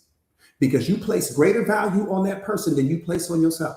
You place greater value on the relationship than you place on yourself. You place greater value on how you are perceived by your friends and your family and all these other persons. You're more worried about the external relationships that you have with other people that don't matter than the relationship you have with yourself, which does matter. That's the only reason how we get involved in these floods. That's how you get in the flood. You can't even justify that. There's nothing you could tell me right now that would get me to change my mind and get me. I've been doing this for 2 decades. I know why people end up in the floods, because you didn't love yourself. You weren't showing up for yourself. You didn't believe in yourself. You didn't have faith in yourself. You didn't have confidence. You didn't have 5-star respect and 5-star love and place 5-star value on yourself. And because you didn't, the person didn't either.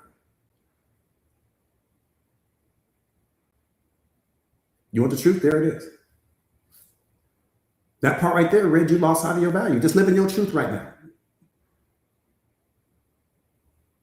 Just live in your truth right now. I'm not asking you to change your life. I'm just asking you to live in your truth. Some of you guys are experiencing a flood right now. You got a flood in your life right now. I don't even know you. I know I'm talking to somebody. Somebody on this live right now is standing in a flood right now, knee deep.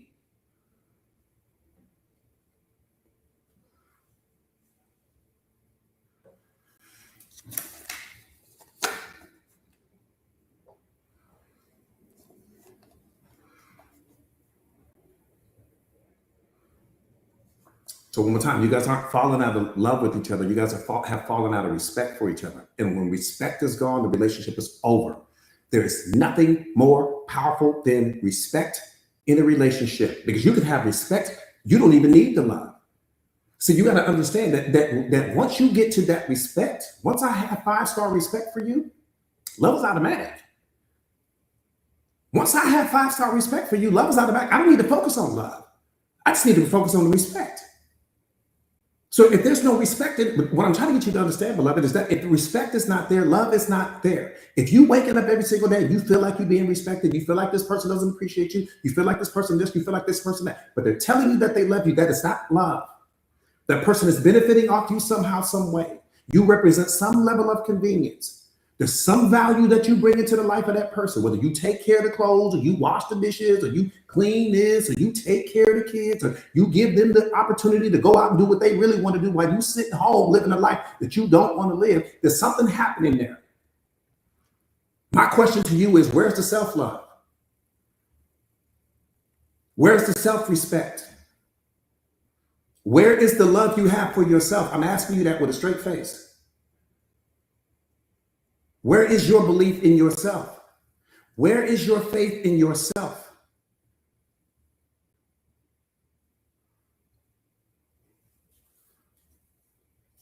Period. God did not create you for your partner. I mean, how fly you think they are. I don't care how attached you are. I don't care how much you clinging. It's not like he created you. He didn't create you for that person. That person gets the benefit off you. That person gets the experience of you. They don't get to control you. They don't get to abuse you. They don't get to disrespect you. They don't get to manipulate you. They don't get to do all of these things. And if you're allowing all of those things to happen, it's because self-love is not there. Self-respect is not there. You don't have any, but your self-esteem is too low, beloved. You have low self-esteem right now. Anytime you think you can't do better than somebody that's hurting you, your self-esteem is too low.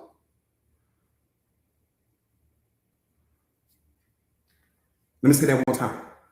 Anytime that you think that you can't do better than a person that's already not giving you what you deserve, it's because your self-esteem is too low.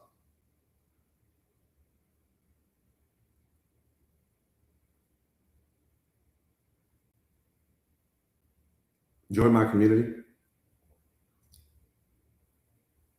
Join my community. You got to join my community. You got to put in the work, man.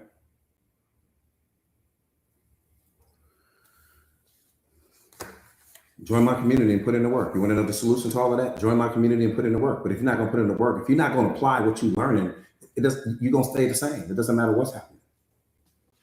You're going to stay the same. I know, beloved, precious. I hear you. I hear you. I ain't gonna say nothing to you because you family. But yeah, you guys, you're not putting in the work. I know when people are putting in the work when they're not putting in the work because we're too busy focusing on what the asset creates, versus taking care of the asset, and that's really the biggest problem.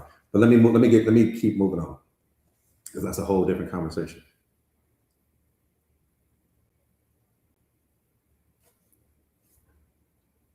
Let me say this: it's not that a lot of relationships are failing. It's the fact that they're being compared. That's the problem. It's not that a lot of relationships are failing. The problem is that they're being compared. Compared to couples on social media, compared to someone else's highlight reel relationship, compared to the fantasy life that doesn't exist other than in your mind. Then you start looking at your partner from the lens of someone else's relationship. And let me tell you what you say to yourself. I ain't even there. I'm gonna tell you what you say. Why don't they plan dates like that for me? You probably said that to your partner. Why don't you plan dates like that for me? Why don't you post me like that? Why don't you make as much money as this person? Or why don't you make as much money as that person? How come she doesn't look like her? Why don't we travel as much as they do? And slowly, gratitude turns into dissatisfaction.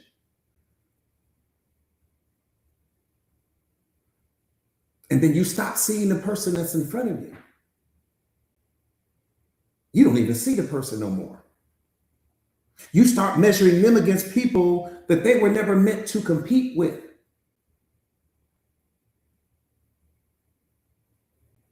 But social media isn't showing you the fights. You listen to what I'm saying to you? Social media isn't showing you the fights. It's not showing you all of the couples therapy sessions that them people is in that you sitting thinking that they got a better life than you. Why they go into couples therapy? They ain't showing you that. So they're not showing you the fights. They're not showing you the couple therapy sessions, how they hate each other. You ain't seeing none of that. They ain't showing you them trips that they had to go and take to the pastor. They're not showing you those bankruptcy receipts.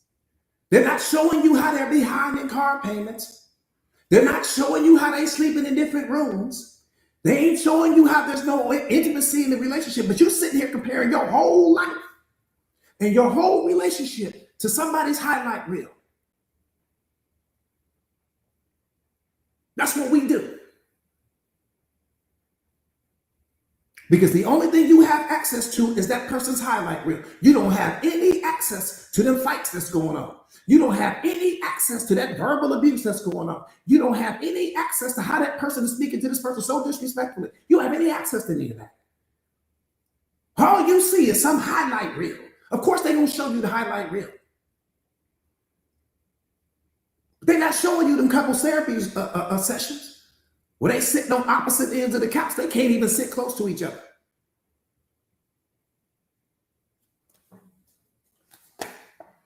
I'm just trying to wake you up. I do this every single day.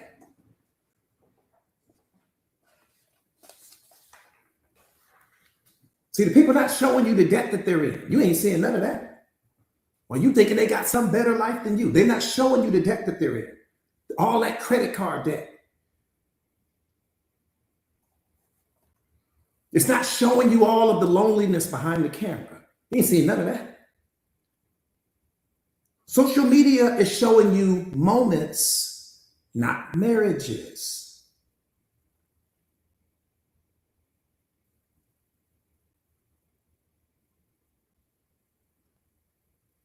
Let me say that one more time. Social media is a master at showing you moments, not marriages. That's what you're seeing.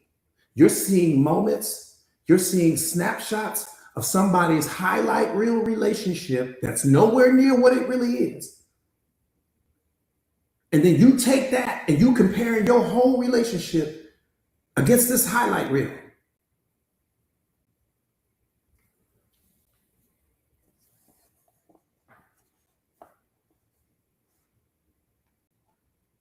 And the more you compare, the less you're going to appreciate what you actually have. And you ruining the relationship. Stop comparing your relationship to other people's. You don't know what's going on in people's life the same way they don't know what's going on in yours. Comparison will make a good partner feel like they're inadequate. It'll make a peaceful relationship feel like it's boring.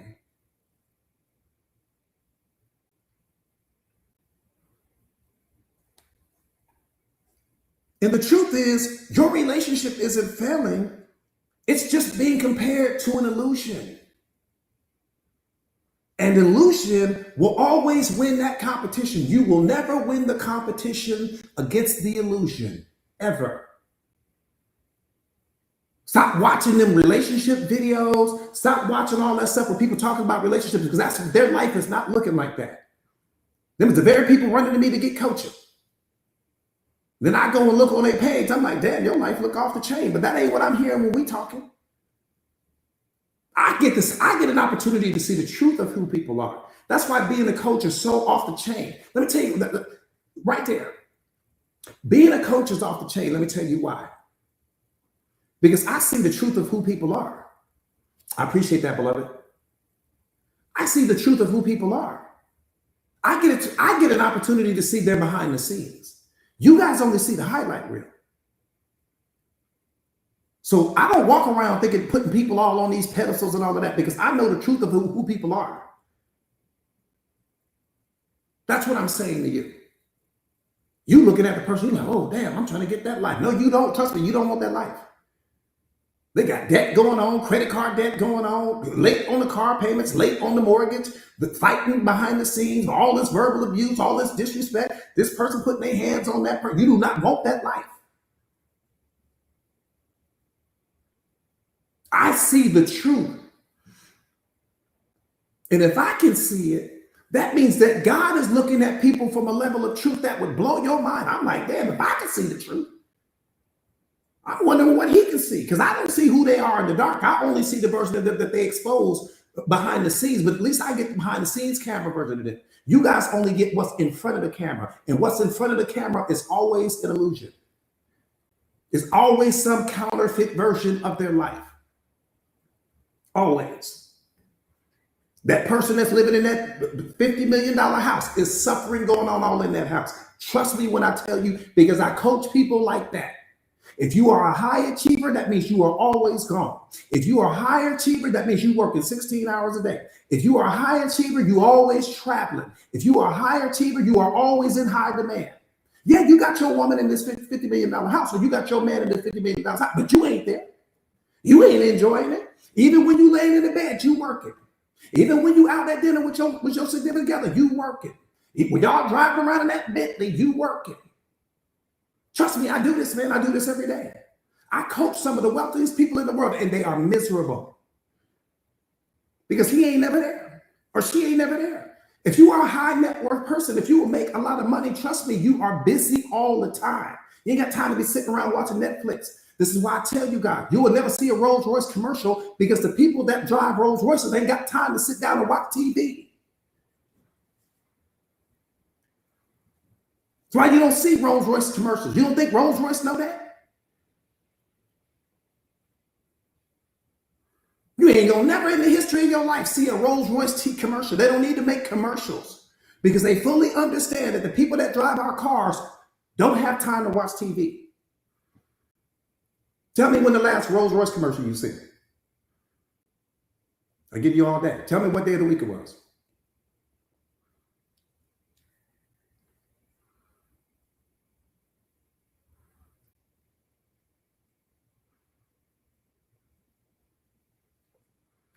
I'm just trying to wake you up to the truth. So what I'm trying to get you to understand, beloved, is that when you start thinking you want this person's life and this person's life, I'm comparing my life to this, I'm comparing my life to that. What you don't understand is you don't really want that life.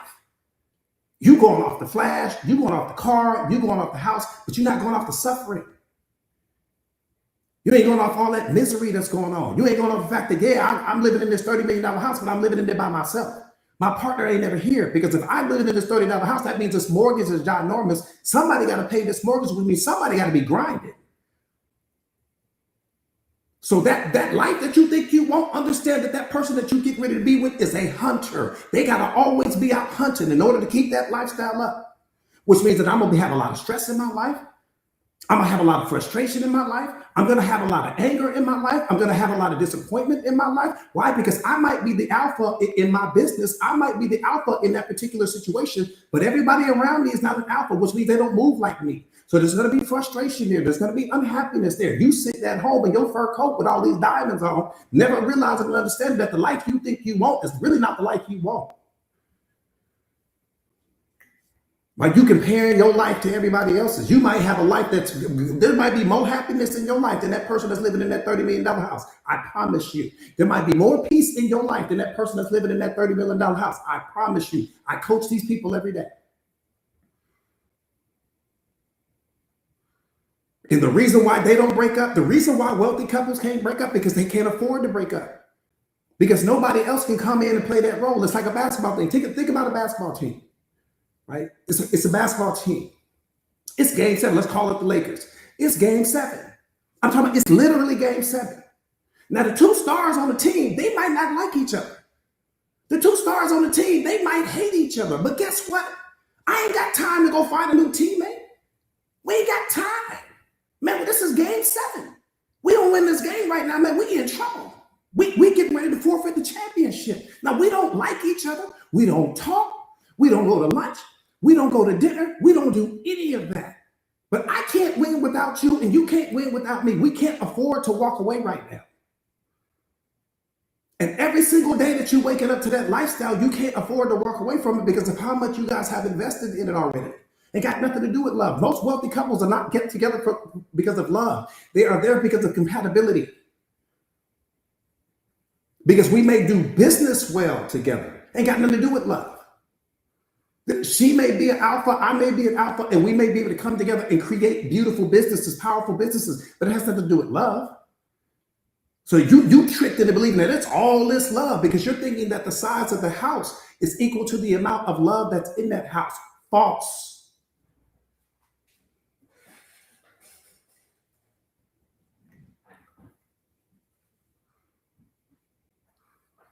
I said false.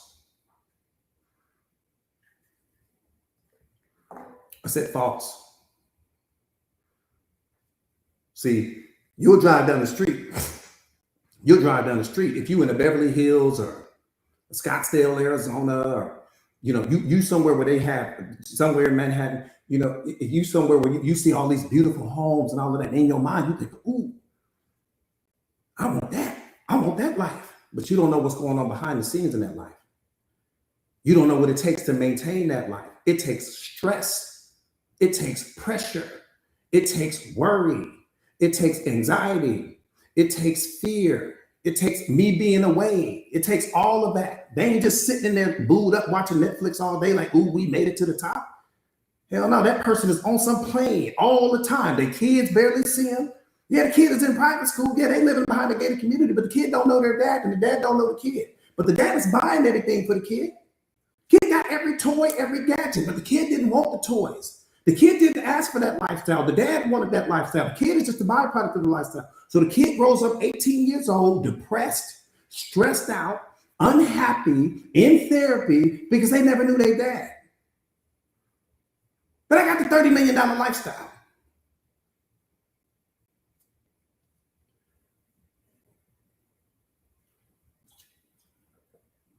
Look at what I provided for you, but I didn't ask you for that.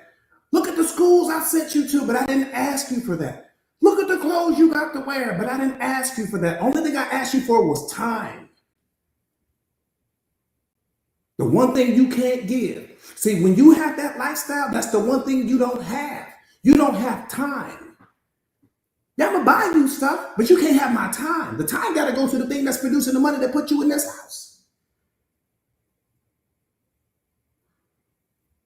These are the people I coach. So I don't envy their life at all. Oh, I want to get me a celebrity. I want a celebrity wife or a celebrity. No, you don't. Stop telling yourself that lie right now. No, you don't. I appreciate that, beloved. No, you don't. Stop telling yourself that lie. No, you don't. They don't even want their life. They just so tapped into it now, they don't know how to walk away from it. But it's not something that you want. It's only something that you think you want because you don't have access to it now.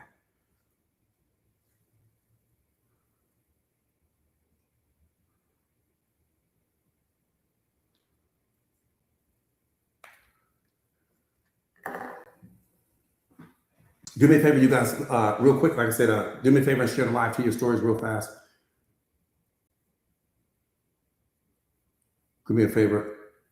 Yeah, do me a favor. And it's if you are a high performance person, you know what I'm talking about. If you're not a high performance person, I'm speaking a foreign language to you. Again, do me a favor. I appreciate that, beloved. Do me a favor, real quick. Share the live to your stories. Let's get the likes up, you guys, so that we can get the medicine out.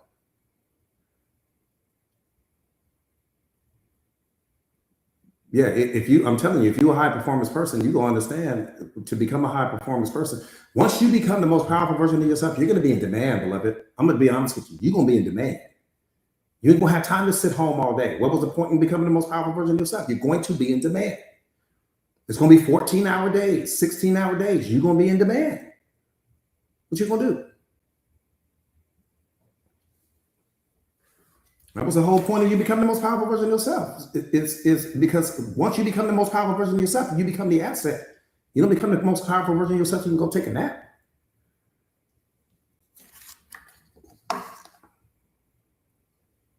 That part right there. That part right there.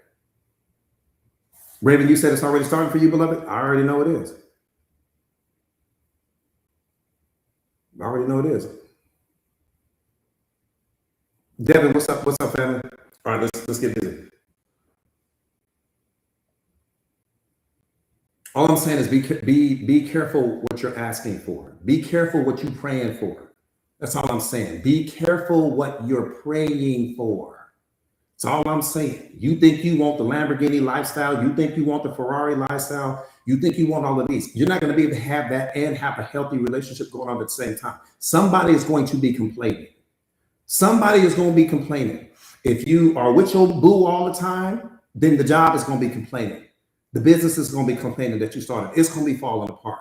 Or if you with the business all the time, then your significant other is going to be complaining. You ain't never around. You ain't never this. Your argument or your rebuttal is going to be, well, look at what I bought you. Look at where I put you. Look at where I this. Look at where I that. Look at what I provide. Stuff. You're providing stuff. The person wants your time. They don't want your stuff. They want your time. When the person is really with you for real, they're with you because they want your time. But that's the one thing you don't have. Time is what you don't have. When you are a true high performance person, time is what you don't have.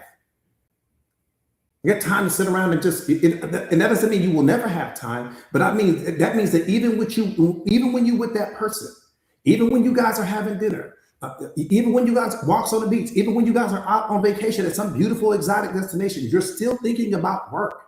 You're still processing what needs to happen with respect to your business. So even if you're not sitting at a computer, you're still thinking about it, about what you need to do. So that's 50-50 zone, meaning that you're physically rooted in the present moment, but mentally you thinking about work, mentally you thinking about an email, mentally you thinking about something you need to write, mentally you're thinking about things all the time. So you're never really with that person. And to me, that's the greatest form of loneliness. The greatest form of loneliness to me is when you with a person, but mentally you're not with them. Right? Mentally, you wish you could be working, or you wish you could be doing this, or you wish you could be taking care of that, but you're sitting with them because you don't want to hear them complain about anything. I'm telling you, man, it's crazy. Once you become that version of yourself, you'll fully understand what I'm saying. You're like, oh, damn, I need to go do this. But if I do this right now, I don't want to hear her mouth. I don't want to hear his mouth. But you really want to go do the thing that you need to do.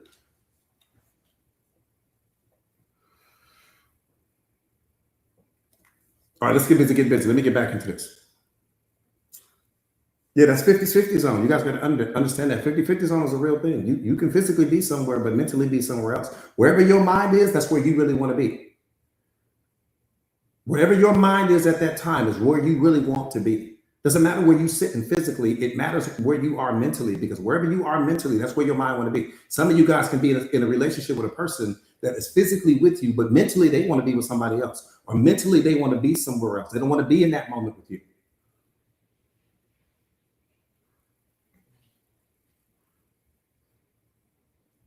There really, beloved, there really is no balance. I talk about four quadrant living, and I'll get into that in a little bit, and that may give you some perspective, from a four quadrant living model. But it's you got to understand that your priority has to be to your calling, whatever your calling is. I don't know what your calling is, but your priority is always your calling, because it's the thing that God created you for. That's what gets the lion's share of your time. He don't want to hear about all in relationships, because again, he didn't create you for a relationship. Relationships are something that we want to jump in and out of. So whatever your calling is, whatever your purpose is in life, that's what gets the lion's share of your time. Everything else has to be worked around that. Your purpose has to come before anything else, because your purpose is the reason why you are here. Ain't no other reason why you're here. Now, I don't know what your purpose might be at this point, because I don't know you like that yet, but your calling has to get your purpose. I mean, your calling has to get the lion's share of your time.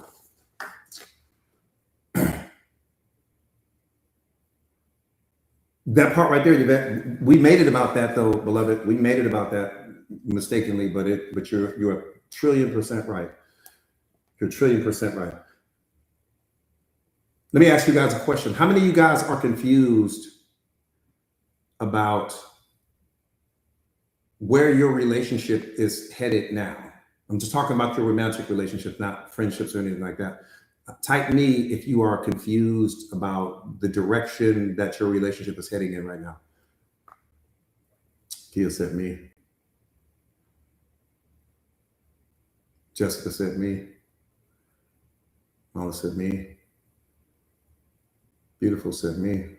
Joe, I see you. Kay, I see you. Kay, what's up, beloved? Tears in heaven.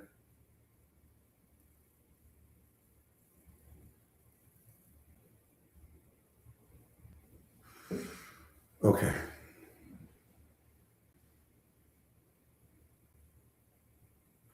The question was, how many of you guys are confused about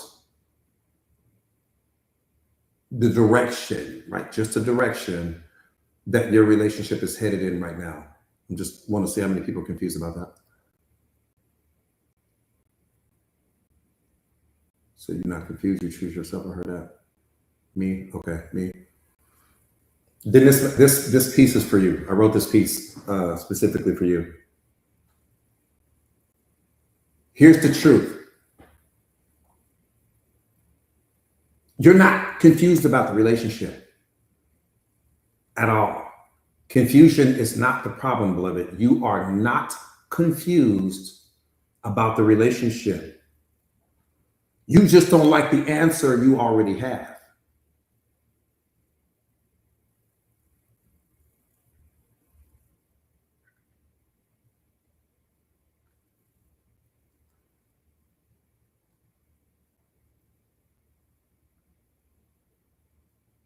Let me say that again. You're not confused about the relationship. You just don't like the answer you already have. Because you know when someone isn't showing up for you, you know that your effort is probably more one-sided. You know that respect is probably missing from the relationship. And you know when you feel anxious and insecure. So you're not confused.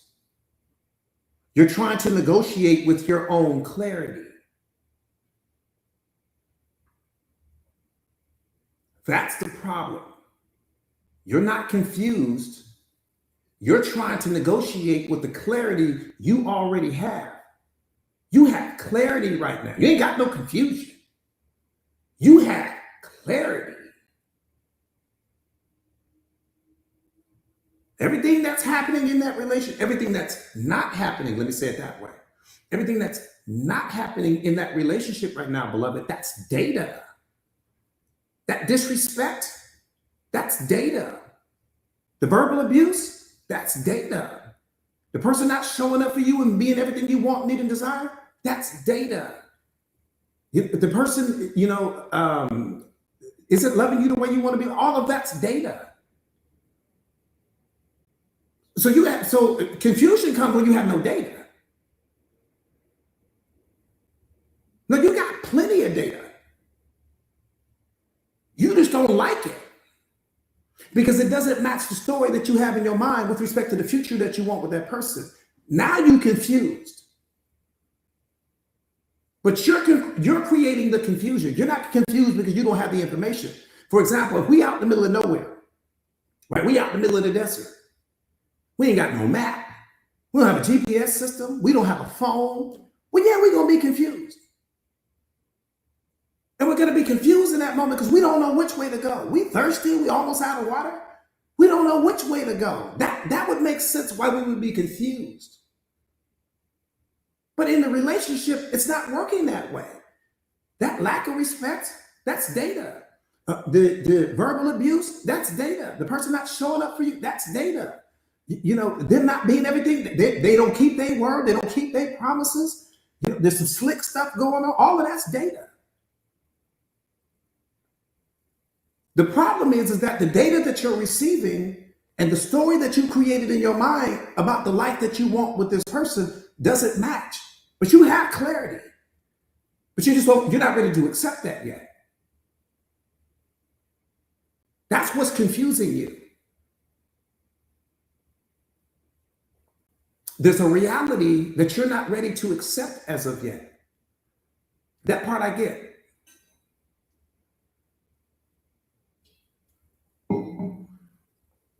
I appreciate that, beloved.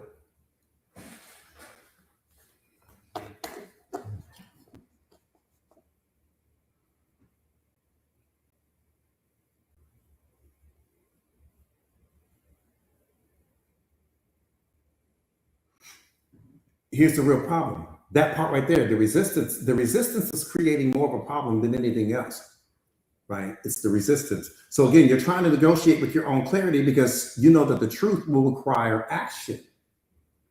And action will require you to let go of the person. And you're not ready to let go of the person. And in your mind, letting go feels scarier than staying uncomfortable. That's why you stay. Again, in your mind, letting go is scarier than you being uncomfortable. So that's why you stay. Because the truth requires action. And action is not something that you're ready to take. But what's creating all of the problems is the resistance to the truth. So you tell yourself that you need more time, more conversations, more signs, right? But deep down, you already know that you're actually not confused. You're just hoping that the answer is going to change.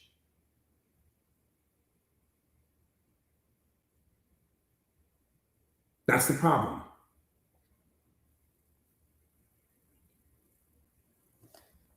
See, here's the reality of it. You don't need more signs. You need to have the courage to trust the ones that you already have. You don't need more signs. You need to stop ignoring the signs that you've already received.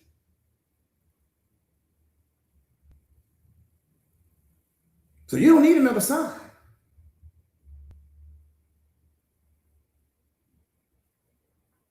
I'm working on it right now, beloved. I'm working on it right now.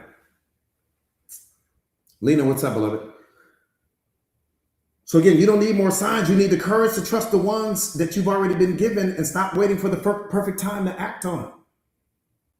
You don't need permission. You need to trust your gut the same way you trusted all of those lies in the beginning.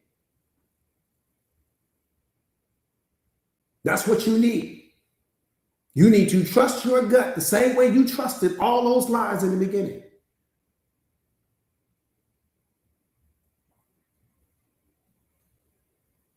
And you don't need more information. You need to stop outsourcing decisions that you are fully capable of making yourself. You got some decisions to make.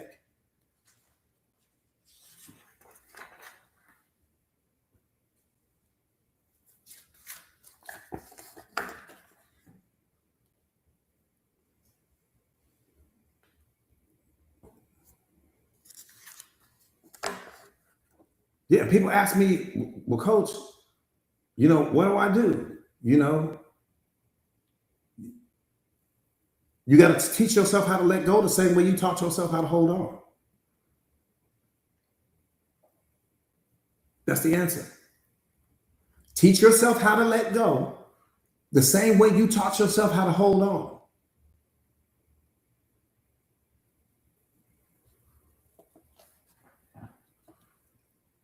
Let me tell you something about God real quick.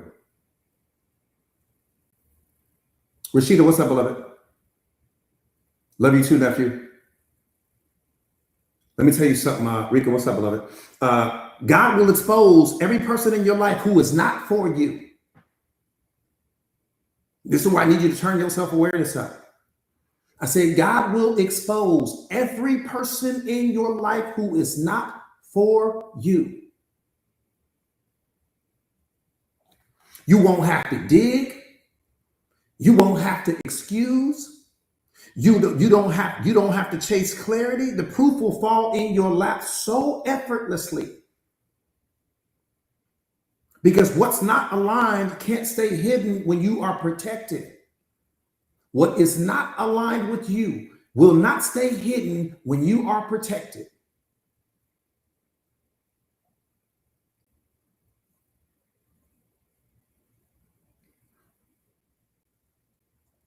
See, when you put up with things that are out of alignment with your value, you break yourself.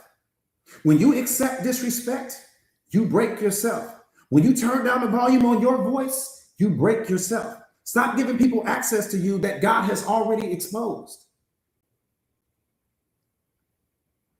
You're breaking yourself right now.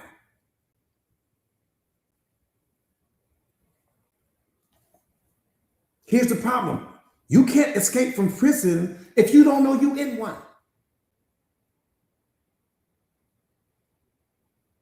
I said you cannot escape from a prison that you don't even know you're in.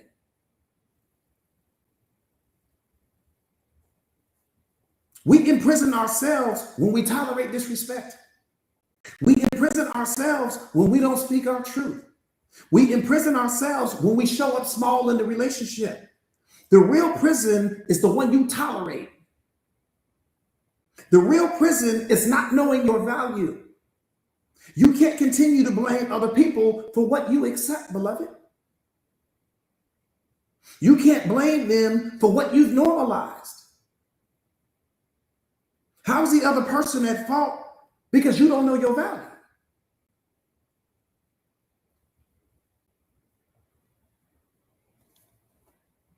Your life doesn't change until, ooh.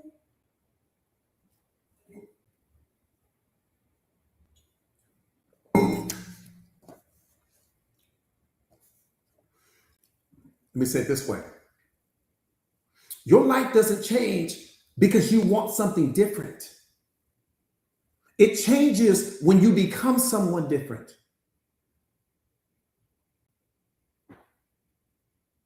So it's not going to change because you want something different. It changes when you become something different.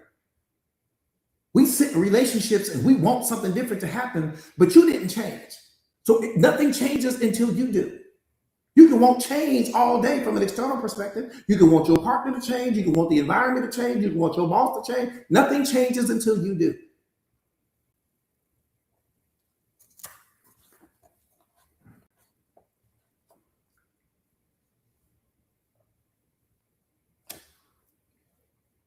So one more time, your life doesn't change just because you want something different. Your life changes when you become something different.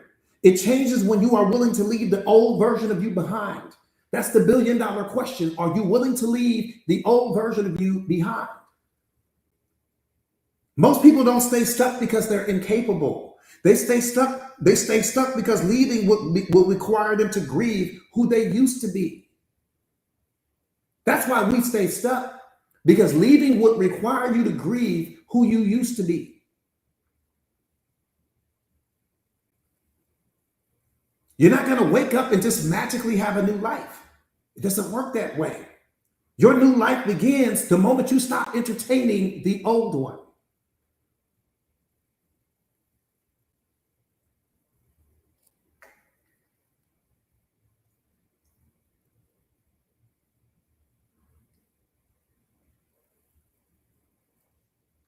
Do me a favor, you guys, and share the live to your stories.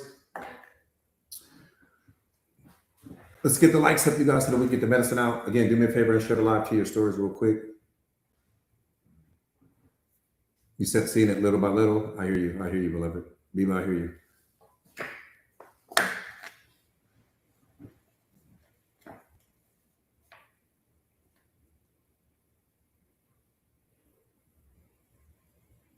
So one more time, you're not going to wake up and just magically have a new life, because your life doesn't change until you do. You still taking the same version of you into every relationship, the same version of you into life, the same version of you into each new day, and then you wonder why nothing is to change. Everything outside of you is only reflecting what you are internally, beloved. Your life does not change until you do. When I change my mindset, I simultaneously change my life. Period. I can't keep taking, listen, you won't build your tomorrow using yesterday's mindset. That's what I'm trying to get you to understand. Yesterday's mindset is for yesterday. Today it requires a totally different attitude, a totally different mentality. What's working for you today, what's not working for you, what's adding value to you, what's taking value away. What do we say all the time? Every single person that comes into your life falls into one of four categories. That person is either adding value to you, they're subtracting value to you, they're multiplying the value that is already there, or that person is derailing you somehow, some way. Two categories are negative, two categories are positive. So life is very simple. You look at every single person through that filter. If they're not adding value to you, they're taking value away. If you're not becoming more powerful in their presence, it's because you're too busy becoming weaker. So you got to understand what's happening. Do you like who you are in their energy, or you don't? It's a simple yes or no. Stop trying to fix the person. The person is showing you who they are. They're showing you their emotional range. They're showing you their level of emotional intelligence. Stop trying to fix them. You don't need to fix them. You need to fix the one that's looking at them. Because something in you has convinced you that this is what you need to settle for, or you can't do better than this, or you can't have better than this, or whatever the case may be. The person is operating at full capacity. I tell you guys this all the time. It's like when you walk outside to a garden, you see a yellow rose. And you're like, oh, this yellow rose is so beautiful, but I wish it was red. Now you're sitting here stressed out. You're sitting here frustrated because the yellow rose isn't red, but the yellow rose is yellow. You either like the yellow rose or you don't. People are no different than flowers. They just are what they are. If you don't want a yellow rose in your life, stop buying yellow roses. If you don't want a yellow rose in your life, walk away from the yellow rose that you already have. But don't complain about the flower because it's operating at its full capacity. You want a red rose in your life, go and get that. But don't complain about the yellow rose. And that's exactly what we do. Every single person that's in your life right now is operating at full emotional capacity. At their level of consciousness, not yours. If they're not what you want them to be, wonderful. Walk away from the situation, but don't stay in the situation and complain about the situation at the same time, because you only hurt yourself. That's all you're doing. You complaining about the person, but staying with the person at the same time. So you just fouled them all the way out the game. If it's the same energy that it takes you to complain about the person is the same energy that it takes you to walk away, but you won't walk away because you attach to the person, you cling to the person, you think you can't do better than the person, but you're complaining about them at the same time. So just make it make sense in your mind. I don't need you to make it make sense in mine. I already know the answer.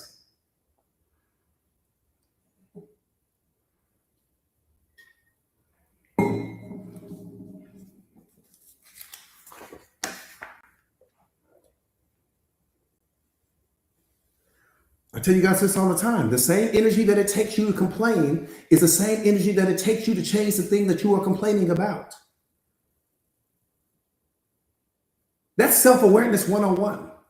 Because I only punish me when I complain. The moment you start complaining about your relationship, about your job, you punish the creator in you. You don't ever punish the creator in you. No, you change the thing that you are complaining about. The same energy that it takes you to complain is the same energy that it takes you to change the thing that you are complaining about. Going back to my earlier point, unhappiness in your life comes because you have added something to your reality.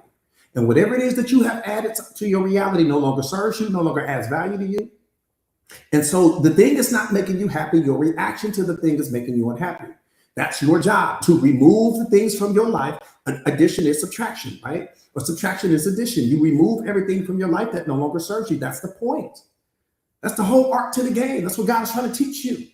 If it doesn't make you happy anymore, if it doesn't serve you anymore, if it doesn't add value to you anymore, then you need to subtract the thing. Stop praying to me about the thing. I don't need to fix the thing. I need to fix the one that's complaining about it.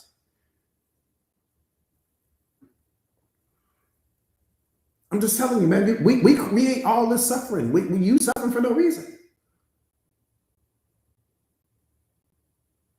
Unnecessarily. Do me a favor, you guys, and share the live to your stories if you haven't already done so. You ain't gonna never become the most powerful version of yourself complaining. Stop complaining. Stop doing that immediately, because you're only punishing yourself. Because your emotions ride the wave of the stories that you tell yourself about what you don't like about your life. That's self-mastery 101. One more time. Your emotions ride the wave of the stories that you tell yourself about what you don't like about your life. The moment you start talking about something that you don't like about your life, you unlock a negative emotion in you. Now your vibrational frequency comes down. Now you start attracting all of these low vibrational people into your life, because people are coming in based upon the energy that you carry. Every single person that you come in contact with is coming into your life because of an energy that you are carrying. And they will become a reflection of that energy that you carry. So if you tolerate less in a relationship, they're going to be wearing the face of what you tolerate. If you tolerate disrespect, they're going to be wearing the face of your disrespect. If you are an insecure person, they're going to be wearing the face of your insecurities. Every person comes in wearing the face of some energy that you carry.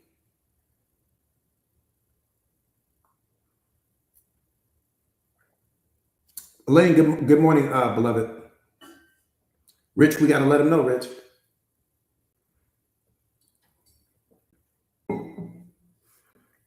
I'm telling you, it's man.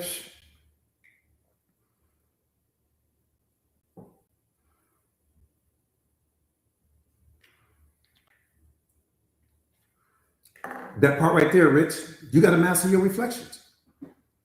You got to master your reflections. That part right there said they all PCS, plain crash serious. You got to master your reflections. You have to master your reflections. You don't have to change the person. The person is only wearing the face of some vibrational frequency that you carry. They're wearing the face of your insecurities. They're wearing the face of your fears. They're wearing the face of your limiting beliefs. They're wearing the face of your anxiety. They're wearing the face of your doubt. You got to understand that when you become the most powerful version of yourself, people will only reflect your strengths, not your weaknesses. They will only reflect your greatnesses, but not the limitations that you place on yourself.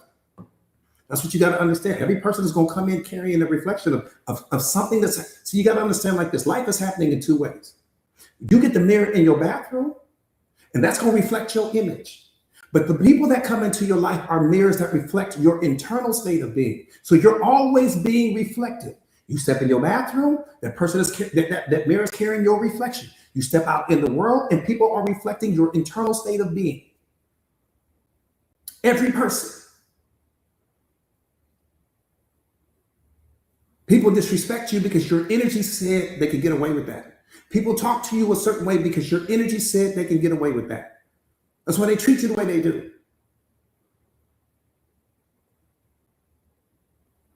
Your energy gave them permission to do what they did. That's why they did it. That's data. They ain't nothing to be upset about. Ain't nothing to be in pain about. That's data. Those are all indicators that you need to go work on yourself and stop chasing people. That's what that is. Reality is showing you need to be building yourself. There it is right there. There it is right there. Here go the truth right here. Boom. Listen, you're here to build yourself. That's what you're here for. You didn't let somebody trick you into believing that you're here to chase people. You didn't let somebody trick you into believing that you're here to chase love. You didn't let somebody here to trick you that you here so you can shine on people and get likes and shares on social media. That's not why you're here. God sent you here specifically to build yourself. To build yourself into something so powerful that you would not only be a reflection and an extension of Him, but you would have the power to heal people. We heal to heal, beloved. That's why you are here. Because you are a walking, talking pharmacy right now. Because you've already overcome some things that people are still in the dark about. You've already mastered some things that people are already struggling with. That's why you're here. Now, do we get to have relationships on the side? Absolutely. Do we get to have families? Absolutely. Do we get to go to parties and do different things, backyard barbecues and all day long? But you can never forget why you are here. You didn't lose sight of why you are here. If you need somebody to love you, you've lost sight of why you are here. If you need somebody to believe in you, you've lost sight of why you are here. If you need people to validate you, you have lost sight of why you are here. That's your problem. You should be looking for people instead of becoming the thing that you are looking for. Everything that you are looking for in life, you are supposed to become. When I become it, I stop looking for it, and then the thing starts looking for me. I used to be controlled by fear. Now I control fear. I used to be controlled by doubt. Now I control doubt. I used to be controlled by anxiety. Now I control anxiety. I used to be controlled by depression. Now I control depression. I teach other people how to overcome it. That's why you hear. You got nothing to do with other people. It got nothing to do with get somebody to believe in you and get somebody to validate you and get somebody to support you and get somebody to see you. You don't understand why you're here. You are here to build yourself. It's all utilization apparatus. That's the art to the game. It's all utilization apparatus. What does that mean? An apparatus is an instrument. God has given you millions of instruments. Some of His children are some of the best instruments you're going to ever find. I'm an instrument for you right now. I'm an instrument for you. The utilization part means to make use of. Again, apparatus, instrument.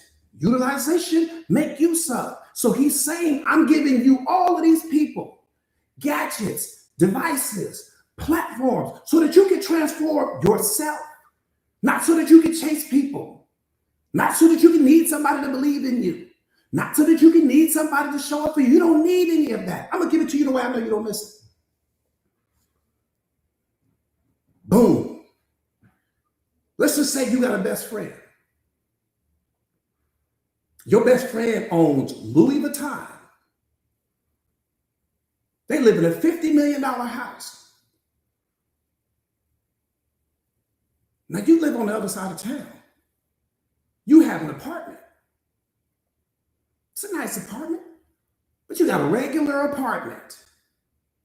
But your friend adores you. They love you. And so your friend is having this party.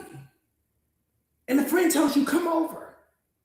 But you know all of your friends, all of the friends of that particular friend, they're all wealthy. So you say, I don't really have anything. I don't want to go because I don't really have anything nice like that to wear. They say, no.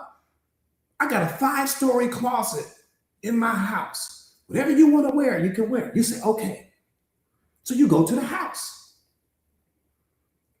Your friend tells you to walk in that closet. It's the biggest closet you have ever seen. I'm talking about it's Louis Vuitton, everything in there. Tags still on it. And you ask your friend, well, what can I wear? They say, whatever you want. Whatever you want. Just when you finish, here's the key. When you're finished, put it back.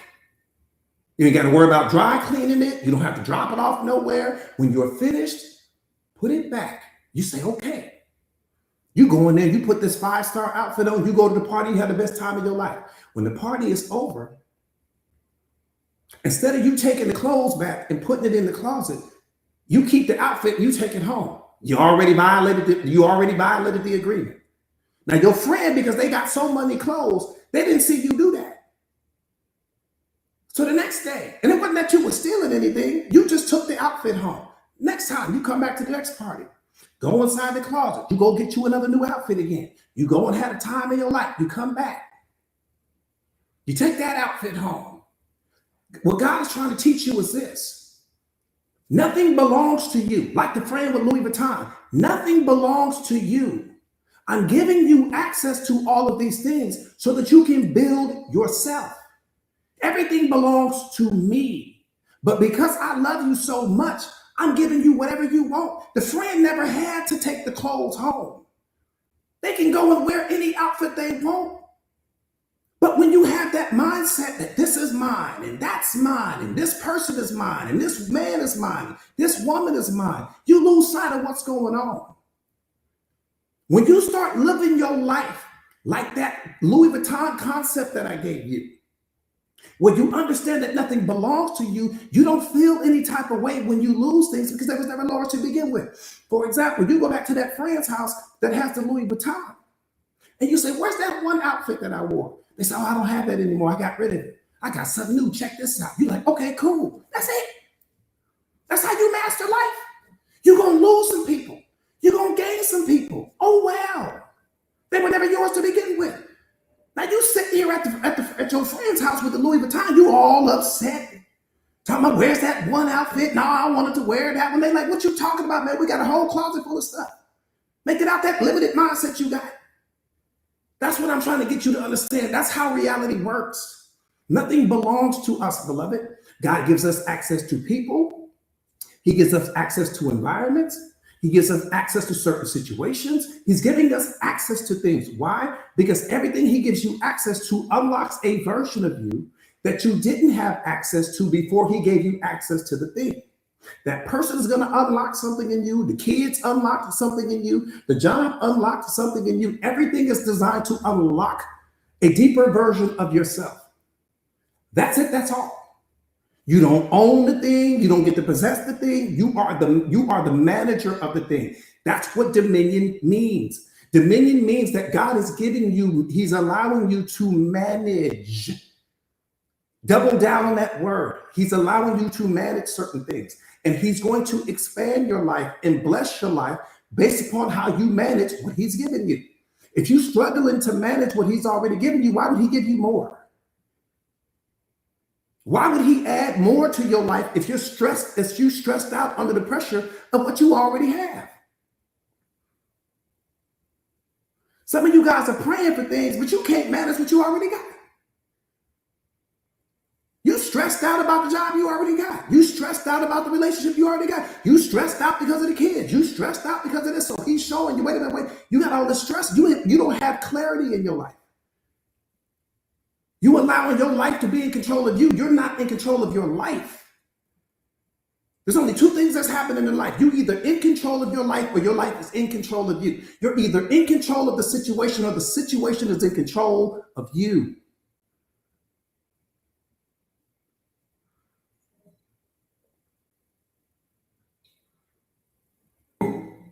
And two things happening in life. You either are in control of the situation or the situation is in control of you. And God is paying attention to the fact he's saying you ain't in control of the situation. So I'm not going to go and bless you with all this stuff. You can't control what I've already given you. But one more time, that's what dominion means. Dominion doesn't mean that you have power over people. It doesn't mean that you are supposed to rule people. You are supposed to help him unlock people. That's what self-awareness does. It helps people become unlocked. The same way that you are becoming unlocked. You're supposed to help other people become unlocked. That's what it's all about. So I don't want to rule over you. I don't want to lead you anywhere. I want to lead you to a deeper understanding of yourself, not to a deeper understanding of me, to a deeper understanding of you. Anytime that someone wants to lead you, anytime that someone wants to rule over you, you need to take off running. Instantly.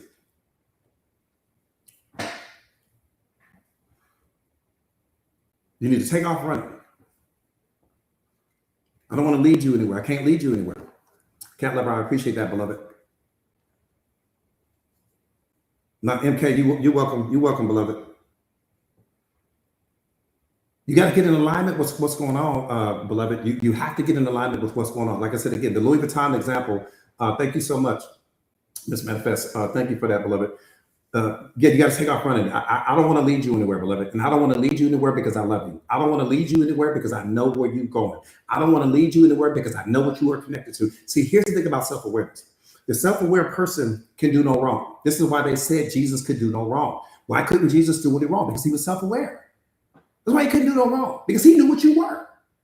He'd rather fall on a knife than hurt you. He'd rather fall on a knife than disrespect you. He'd rather fall on a knife than violate you in any kind of way. Why? Because he already knows what you are. You may not know what you are, but he knows what you are. We don't get, when you become self-aware, I don't get to pretend like I don't know anymore. When you are, that's what sin and awareness means. Sin and awareness means that you're still asleep. Sin and awareness means that you're out of alignment with your highest and best self. That's what it means. It doesn't mean what your Bible has programmed to condition you to believe. There's something bad that's going to happen to you. Sin and awareness means that you are out of alignment with God in that moment. So when he's looking at you, Father, forgive them, for they know not what they do. Father, forgive them, for they know not what they do. They're not aware. They're not awakened. Had they been awakened, never did that. Had they been awakened, they would have never did that. God knows that, beloved. He knows that. You would never do the things that you're doing. Had you been awakened, you would have never did it. Nobody could have convinced you to do it. Not for some money, not for fame, not for popularity. Not for any, you would have never. Father, forgive. That's why sin and awareness is so important when you understand it, because God knows you're not there yet. Yeah, he knows you trying. I'll give it to you a way I know you don't miss it. Think about a baby. Elaine, thank you, beloved. Think about a baby for a second. When you see that baby trying to walk for the very first time, you don't punish the baby. You don't call the baby stupid. You don't call the baby a failure. You don't say, oh, this baby keep making mistakes. It can't walk. No, you understand. And you look at the baby with compassion. You look at the baby with empathy and with love, because you understand that the baby is trying. Okay, freeze that thought. That's how God is looking at you. You walking through life for the very first time. So no, you don't have it figured out. Yeah, you making mistakes. You're supposed to. Yeah, you failing in life. You're supposed to. Yeah, you might have jumped in a bad relationship. You're supposed to. Yeah, you might have hang on to something longer than you needed to. You're supposed to. That's how he's looking at you. But we didn't let society program and trick us, people that don't even know him, people that don't even think they know him, trick us into, oh, God is looking at you, he's judging you, and he's this. No, he's not. No, he is not. He's looking at you the same way you look at that baby. You're growing, you're learning, you're transforming, you're evolving, and every mistake that you make makes you a little bit better. Every failure that you have makes you a little bit better. Makes you better than had you never made the mistake to begin with. Think about what I'm saying. Mistakes are how you grow. You are smarter because you made the mistake than had you never made this mistake to begin with, because you learned something.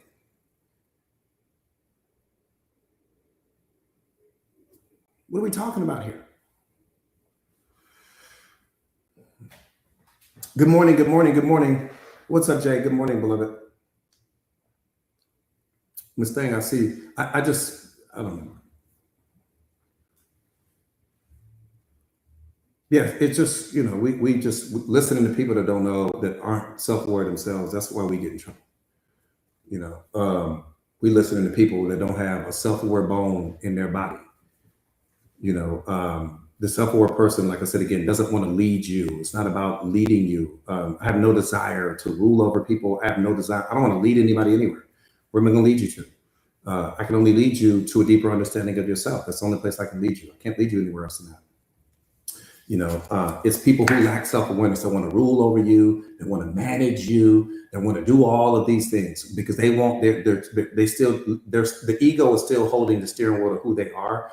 And so that person that's ego that's talking, that wants power and control over people. When you become self-aware, you have no desire. I would never want to be the president. I would never want to be the president. Or anything like that, because it's not about that. It waking people up, absolutely.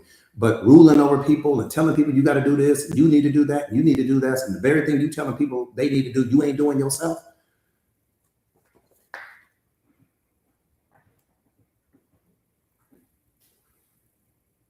That part right there, Rashida. That part right there. Yeah, when you become fully unlocked, you're gonna understand. Like, yeah, no, you don't want that. See, the world doesn't hide your truth.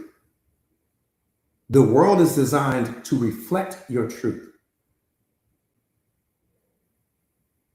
Don't ever forget that. The world does not hide your truth, beloved.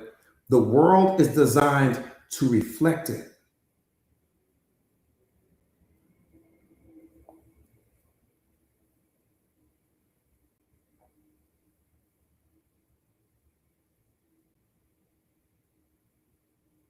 And what you fail to see in the world is really what you fail to see in yourself.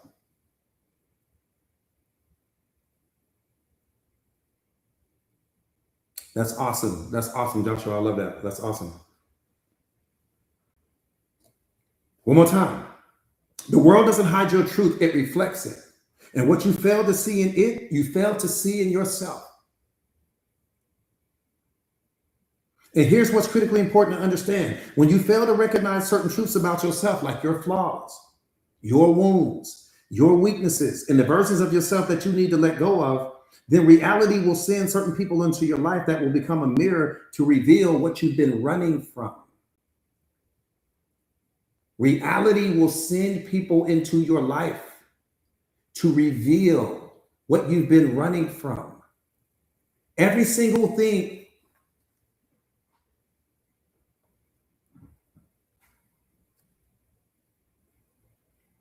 Look at it.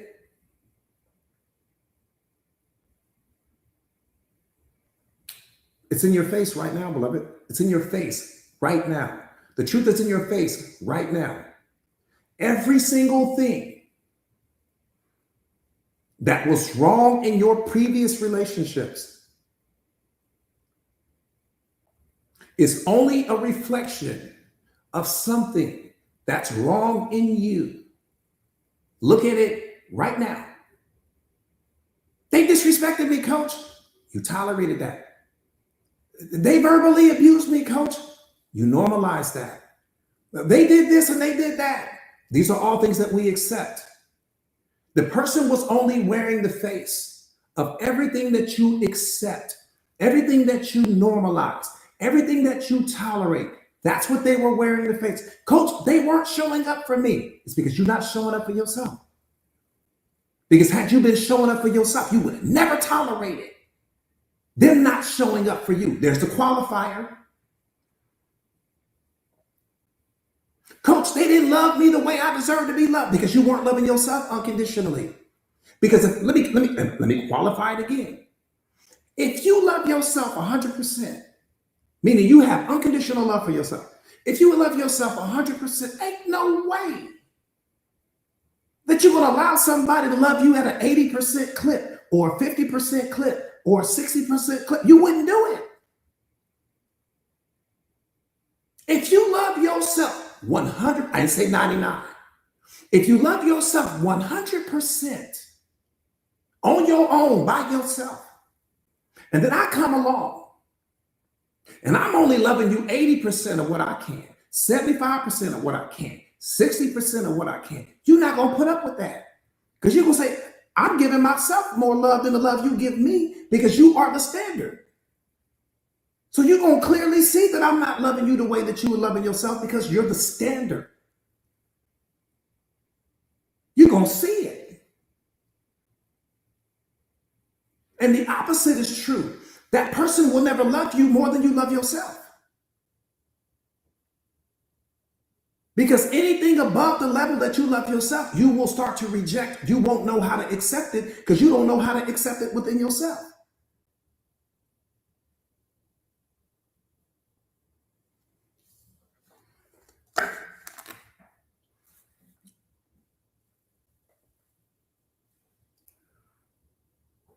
That's what we do.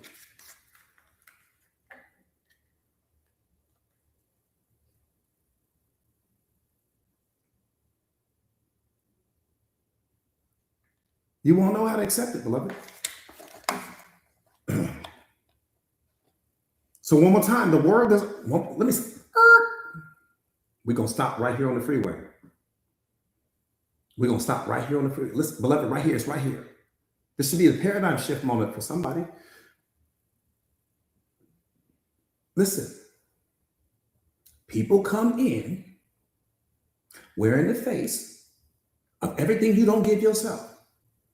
People come in wearing the face of everything that you need to fix within yourself, everything that you need to heal within yourself. So that toxic relationship and everything that they didn't give you was only them wearing the face of everything you didn't give yourself. You tolerated things you shouldn't have. You normalized things you shouldn't have. You walked on eggshells. You settled for things that those are all internal. Those are all versions of yourself that you need to heal, beloved. That's what was being reflected to you.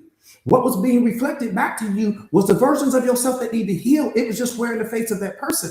And because you lacked self-awareness at the time, you just focused on the person.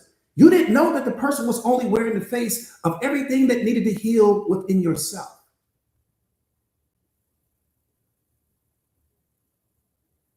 Period. How many of you guys see that? Be honest. Don't just say you see it and you don't see it.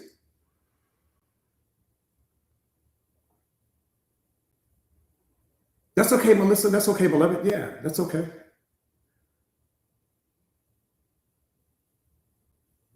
Rosie, you said you see it, beloved. Monica, you said clearly, huh? I need you to look at it now. Now let's flip that. Let's flip it on this axis. Let's say you're giving yourself 5-star respect. Here go the qualifier. Let's say you're giving yourself 5-star respect, 5-star love, 5-star belief, 5-star validation, 5-star appreciation. You invest in yourself. You love yourself. You show up for yourself. You this 5-star person. Here I come. Johnny Regular walking down the street. Here I come. I meet you. I haven't done the work on me. I have wounds still. I have childhood trauma still. You know, I don't have a lot of love for myself. I don't have a lot of belief in myself. I'm a handsome person, right? I got a good job. I got all of that stuff going on, but I don't have all of that. But I meet you. You 5-star respect, 5-star love, 5-star belief, 5-star faith. You in alignment. You all these powerful things. If we meet at some party somewhere, or your girlfriend tell you about me, and we end up hooking up, so we start hanging out. But I'm being verbally abusive. You ain't finna put up with that. I'm being disrespectful. You ain't finna put up with that. I don't open your door. You standing by the car door looking like, I'm not about to open this door. You don't get over here and open this door. This is how you moving. So now in that moment, you teaching me what I need to be with you. Now that first time when I verbally abuse you, I say something real that you say, wait a minute, I don't do that. What you just said will never be said again. Or this will be the last time we have a conversation. Why? Because you got so much love running through you. You're not going to tolerate that. And you don't mind losing me. You just met me. So you ain't got no problem losing me. And you ain't got no problem letting me know. You ain't got no problem losing me. Now, that might have worked for that last person you was with, and that's what you're going to tell me. That might have worked for that last person you was with. I'll give you that. That'll work over here. You get one more time to show me who you are, and it's going to be the last time you see me. Guess what I'm going to say? My bad. I apologize. Why? Because all of the people that I had met in the past, I could get away with that with until I met this 5-star version of you that had this 5-star love and 5-star respect and 5-star validation. You work it out consistently. You eat clean. You go to church. You do whatever it is you do. If I don't, you up here. I'm really down here. If I don't come and meet you where you are not going to lower yourself to meet me where I am. That's what I'm trying to get you to understand. So when you sit here, yeah, you might have been 5-star at your job. You might have been 5-star parent. You might have been a 5-star co-worker or whatever the case may be, but you weren't 5-star with respect to the relationship you have with yourself, because if you did, the other relationship would have never turned toxic that you had with that person, because you wouldn't have tolerated it. You just wouldn't have did it. That's what I'm trying to get you to understand. So that person came in wearing the face of the work you need to do on yourself. They came in wearing the face of all of those unhealed versions of yourself that you never took care of because you went from one relationship to another relationship to another relationship. So you never took care of the versions of yourself. So that person came in wearing the face of what you've been avoiding. That's it. That don't make you no bad person. This ain't got nothing to do with good or bad. It doesn't make you a bad person. They just are showing you where the work is. Your triggers show you where the work is. That's why you celebrate the trigger. Whoever it is that triggers you is showing you where the work is. The trigger is saying to you, we got some healing to do. That's what it's saying to you. We got some healing to do because you ain't gonna never become the most powerful version of yourself if you got leaks. You leaking energy. That's why God has given you an opportunity to work on yourself. He's sending certain people into your life to reflect how much you love yourself, to reflect how much you believe in yourself, to reflect how you show up for yourself, to reflect what you truly think about yourself. That's why all these people is coming in and out of your life. To only reflect that. And then at some point in time, once you've done the work, everybody that's going to come into your life is only going to reflect when you're strong. People that enter my life can only reflect my strength because I've already eliminated my weaknesses. I didn't say I was perfect, but I've eliminated the versions of myself that needed to heal. I've eliminated the versions of myself where I was falling short. I eliminated all of those versions of me. I don't chase anything external anymore. Things chase me. And that's what's going to happen when you become the most powerful version of yourself. Things will chase you. You won't have to chase anything anymore. You don't have to chase nothing. It's not that I'm better than you. I'm just, again, my job is to help you get to this level. That's all I want to do.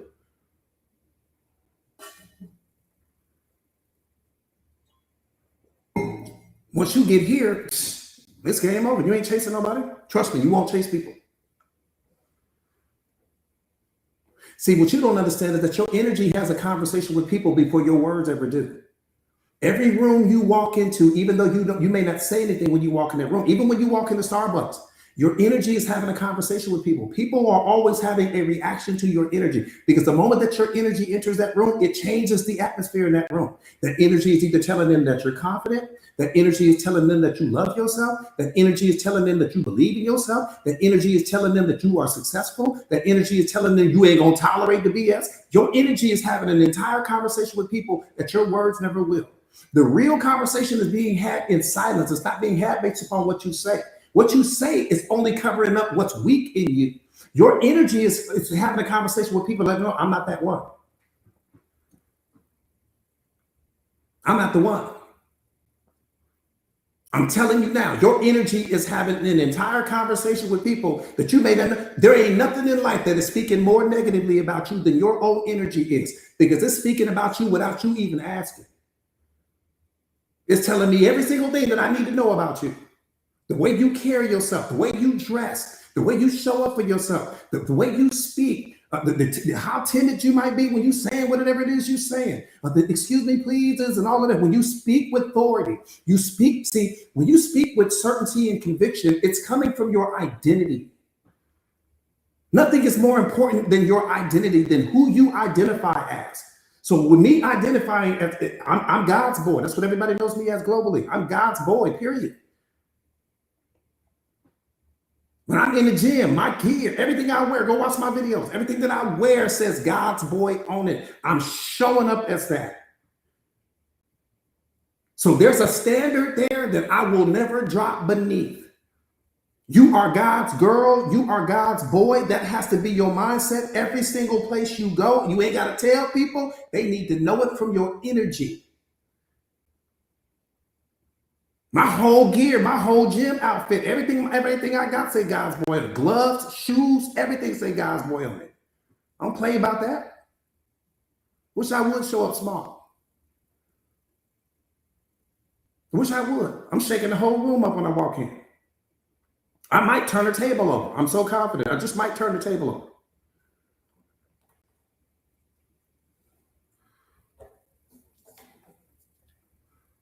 telling you, it's all mentality. It's all mindset.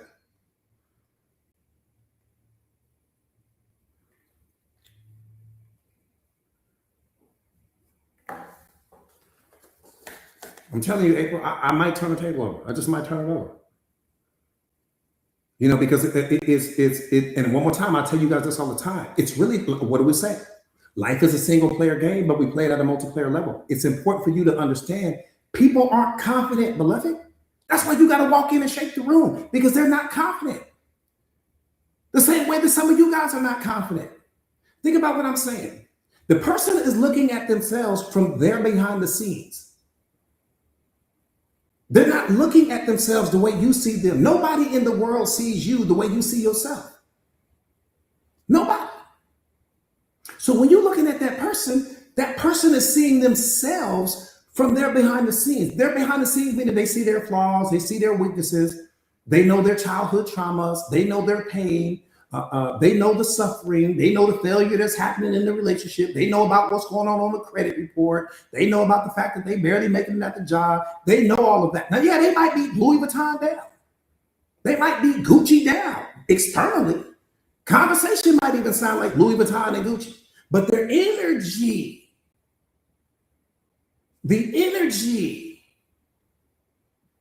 Navy SEAL, the energy, Abercrombie and Fitch, the energy, Walmart.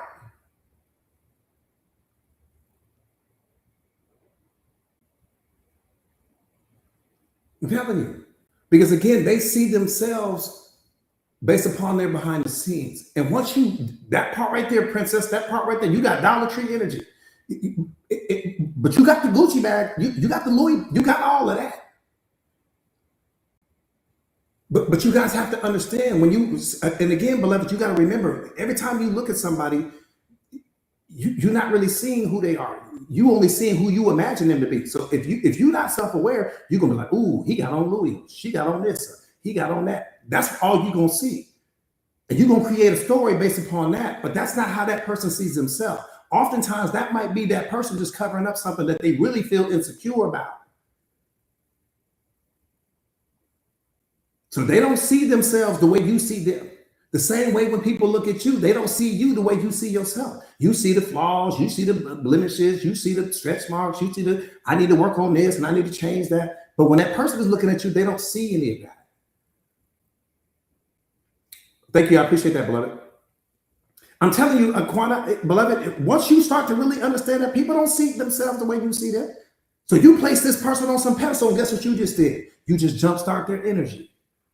You like, oh my God, I love you, this and that. You just jump-started their energy. You just gave them confidence. They just borrowed your confidence. Because before that, they was just getting down on themselves. Why? Because they know what their problems are. They know what their mistakes are. They know what their weaknesses are. They know what the failures are. They know what the childhood trauma is that they're dealing with. They know what the therapist just said. They might be on some medication. They might be trying to figure themselves out. Every single person that you meet is fighting a private battle in their mind that you don't know anything about. The same way you doing it right now. You are fighting a private battle in your mind, me included, that nobody else knows anything about. So when you're looking at this person, you're giving them energy that they ain't even giving themselves. That's why I start walking up. I stop walking up to people. Oh my God, you so amazing. I don't do that. Oh my God, you so this, because that person is getting ready to borrow my energy. Now they're going to look at themselves. They're going to look down on you, not because they're better than you, but because you just placed them on a pedestal that they don't belong on. Just walk up to the person, how you doing? That's it. Not with, oh my God, you're so. You gave them energy that they didn't even have themselves.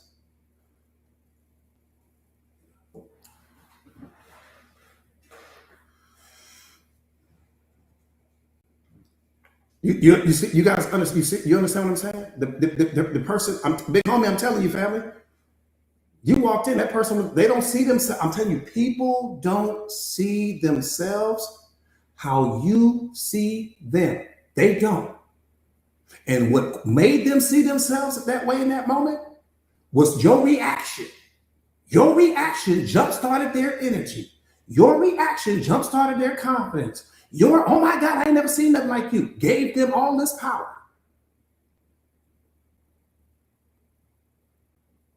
That's all I'm saying. And you give your power away the moment you do that, because the person was just thinking about their problems. 5 minutes before you walked up to that person, they was just thinking about their problems. 5 minutes before you walked up to that person, they was just thinking about what's wrong with their life. I'm telling you, they was operating at the lowest vibrational frequency. Here you come with all this high power energy. Oh my God, you so beautiful. Oh my God, your body's so big. Well, you got all these catchphrases that you use to try to get people's attention. Oh man, you done lost the game. Fouled out the game. You didn't just ignited their whole confidence. Think about how good you feel when somebody compliments you. Think about when somebody compliments you. You just walking out to somebody, oh my God, you smell so good. Think about how you felt. Oh my God, that outfit was banging. Think about how you felt. Did they not jumpstart your energy? Did they not jumpstart your confidence? Did they not jumpstart your belief in yourself? Think about what I'm saying. Oh my God, your hair's so beautiful. Your whole confidence shot up. Oh my God, you smell so good. Your confidence shot up. Oh my God, you so pretty. Your confidence shot up. But before that, you was thinking about your problems. You weren't even thinking about your hair, because your problems carry more weight than your hair does.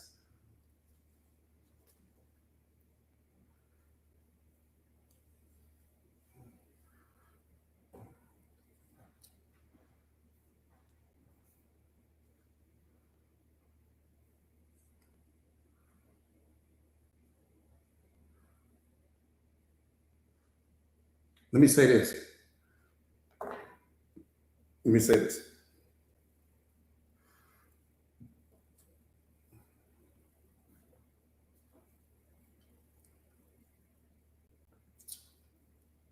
I don't know what part of the world you guys may be in, but let me say this.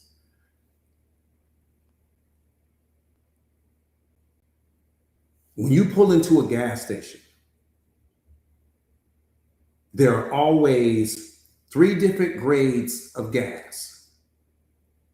You got 87 octane, you got 89 octane, you're going to have 91 octane or 93 octane. The only 3 choices you got.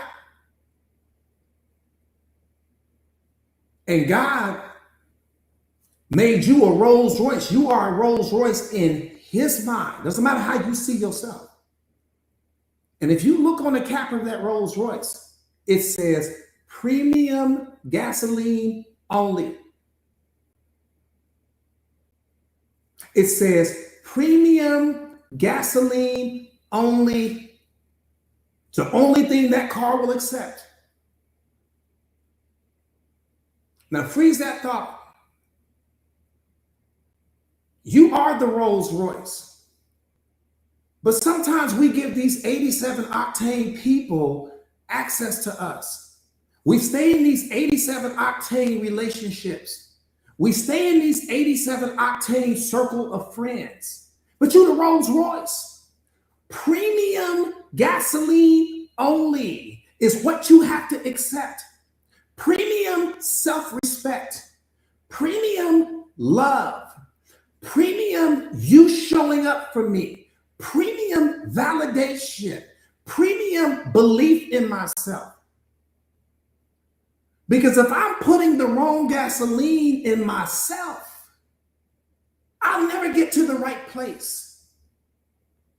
That's what I'm trying to get you to understand, beloved. You got to look at yourself the same way you look at that Rolls Royce.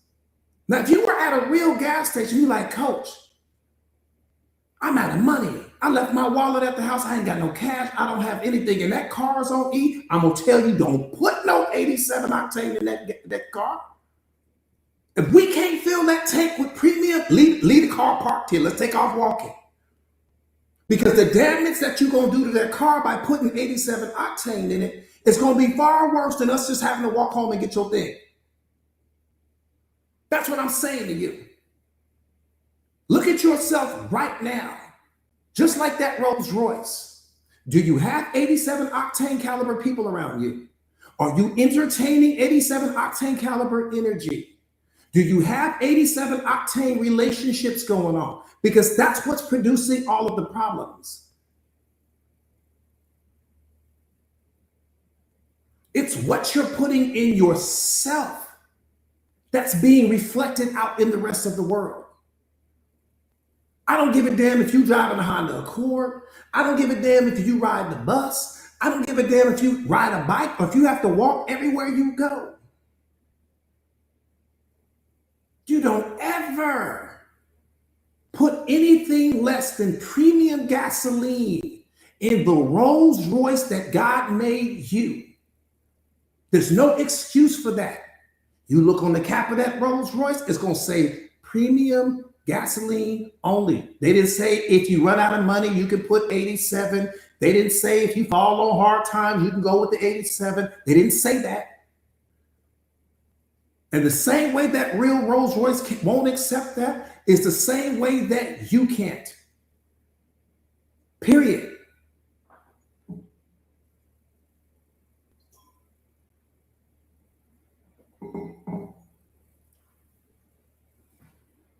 That part right there, I'm gonna walk, Divine.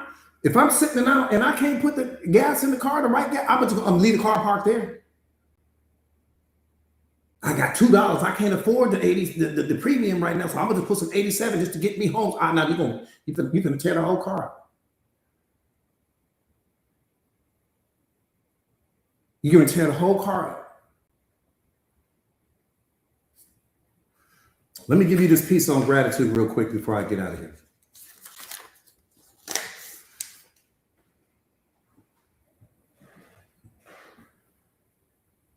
Let me give you this piece on gratitude.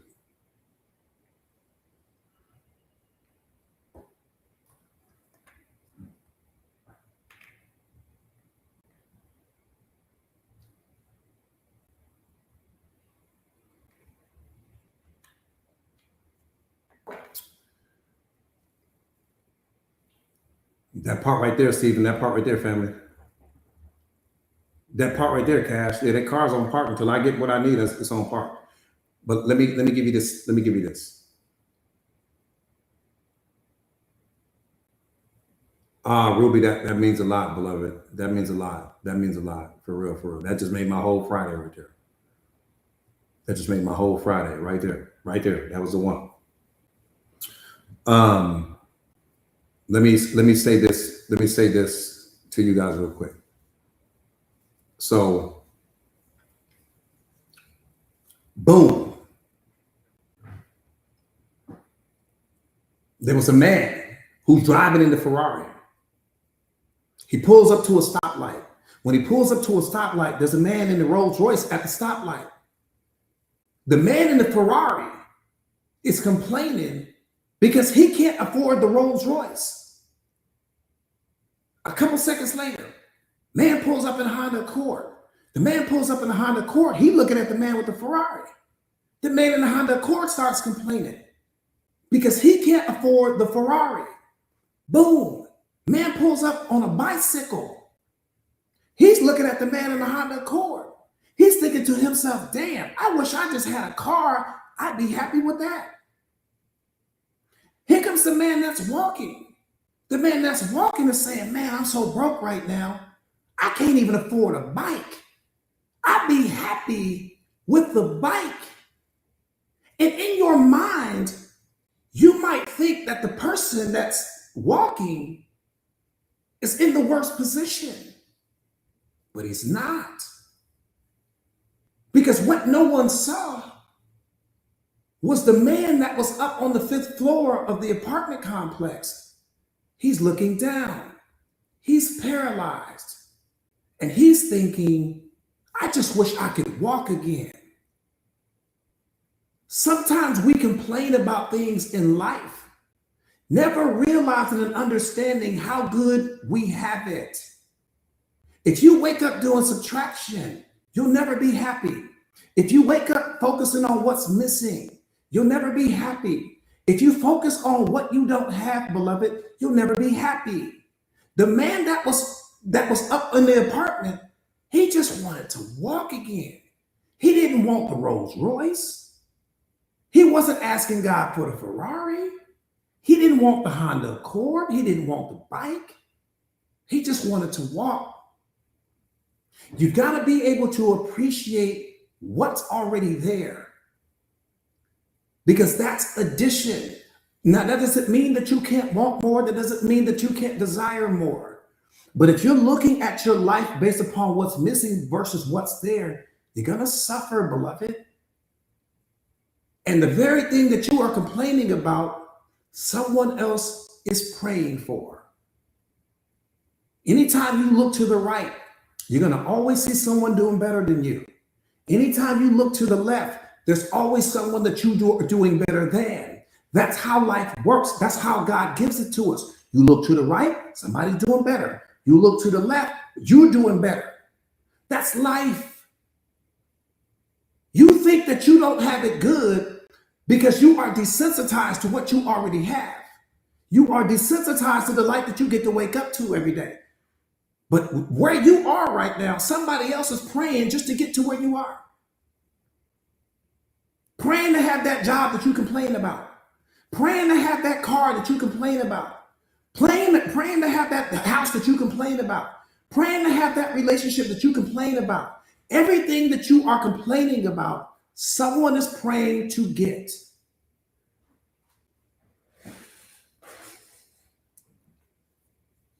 We'll set my mic down right there.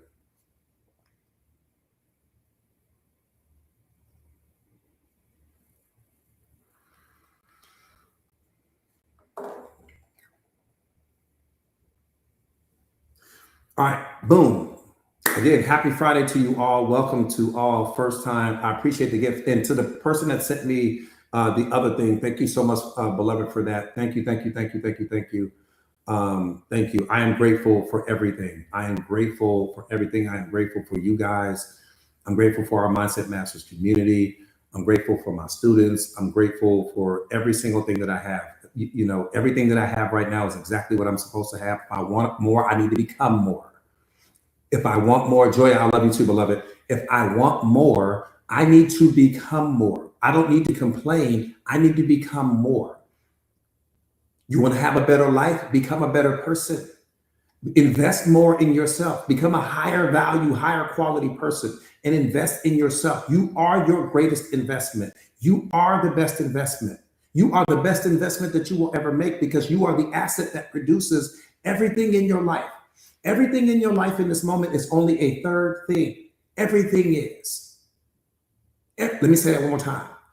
I said, I'm giving you universal truth right here. I'm not giving you my opinion. Damn my opinion. Everything in your life right now is a third thing. Life works like this. You got God and you. The combination of you two creates every third thing in your life. Everything in your life is a third thing. What's the problem? We make the third thing oftentimes more important than the second thing. Nothing can come before the first thing. Nothing can come before the second thing. That's alignment. That's alignment. Your relationship is not more important than the relationship that you have with yourself. And it's definitely not more important than the relationship that you have with God. Your relationship with your kids, your relationship with your business, your relationship with whatever the case may be, can never be more important than the relationship that you have with yourself, because the relationship that you have with yourself is what protects the other relationships. When the relationship with you breaks down, all of the other relationships break down as well. When the relationship between you and God breaks down, all of the other relationships break down. Everything in your life is a third thing. The third thing is lucky to be there. You are not lucky to have access to the third thing. The third thing is only your fruit. That's all it is. It's the culmination of that original relationship. This is universal truth. You and God combined creates every third thing in your life. If I take him out of the equation, everything you got is gone. If I remove you out of the equation, everything you got is gone. To qualify my point. So the relationship can never be more important than you. That job can never be more important than you. Whatever it is you chasing in life, the money, the success, the fame, who you try to be on social media can never be more important than the asset that creates all of that. Never. You always have to create space between you and everything you own. I don't give a damn who it is. You have to create space there because I got to make sure that the asset is running at a 5-star level. I got to make sure of that. That's the first gift that God ever gave you, was the asset. Most of us ain't taking care of that. They don't have U-Hauls parked at the cemetery, beloved. You ain't taking none of that stuff. You chasing with you. You ain't gonna never find a U-Haul parked at the ER. That doctor don't give a damn about your degrees. That doctor doesn't give a damn about your social media profile. He doesn't care about who you think you are when you step in the world. He doesn't care about that. When you stop taking care of the asset, you need to go see that man. He needs to start working on you. Take care of the first asset that God gave you. Nothing is more important than that. Not your job, not your friends, not your status, not your title, not your education, not any of that. Because without the asset, everything is gone. So I don't want to hear anything about, oh, coach, I ain't got time. What the hell you mean you ain't got time? God gave you 1,440 minutes in a 24-hour day. You ain't got 60 minutes of that for the asset that's producing everything else. That's what you telling me with a straight face? That's what you telling me with a straight face? That out of 1,440 minutes, you couldn't carve out 60 minutes of that to take care of the asset that's responsible for the kids being there? To take care of the asset that's responsible for that house? To take care of the asset that's responsible for that job? Those things are more important than what created them? That's what you're telling me? That's why our life is out of alignment, because our priorities are out of alignment. When the priorities are out of alignment, there's going to be chaos, there's going to be drama, there's going to be confusion, there's going to be suffering, there's going to be all of those things. You have to get in alignment and understand that every single thing is a third thing. I will get to the third thing after I take care of the second thing. I will get to the second thing after I take care of the first thing. I'm checking in with God before I check in with you. I'm checking in with God before I check in with my friends. I'm checking in with God before I check in with social media. I'm checking in with God before I check in to see what the hell the world needs from me. Damn all of that. Relationship number one, what do you need from me? Then I can set the tone for my day to go figure out who and what I need to be. I'm checking in the home base first. You like a cell phone. Think about a real cell phone. Once that cell phone runs out of power, what do? You got to go plug it into the source. God is the source. You're just a cell phone. The cell phone will have no value if it's not always plugged into the source. You have to stay plugged into the source. Everybody else gets to use the cell phone. Everybody else gets to benefit from the cell phone. Everybody else gets to utilize the cell phone. That's it. But you are the phone itself. God is the charger. Without that charger, that phone ain't going nowhere. It's like when you buy your real phone. The phone comes empty. Got to get plugged into the charger. And then we get to start downloading all of these apps. We download the religion app. We download the friendship app. We download the family app. We download the Who Society Tells Us to Be app. We download the education app. You start downloading all of these apps, but the phone was already off the chain before you started downloading apps. Self-awareness is trying to teach you how to delete the apps that don't serve you anymore. Some of you guys are carrying apps in your phone that don't serve you anymore. They're actually keeping you from your destiny. They're keeping you from becoming the most powerful version of yourself, just like your real cell phone. What do? When you got apps that you don't need anymore, what do? You delete the app. When you delete the app, what happens? You free up some storage space. Yes or no? Okay, well, that's how you work. You might have some apps right now, meaning some beliefs that don't serve you. You might have some people in your life that you need to delete. Some environments that you need to delete. That relationship, I need to delete. This job, I need to delete. But I never cannot be plugged into the source.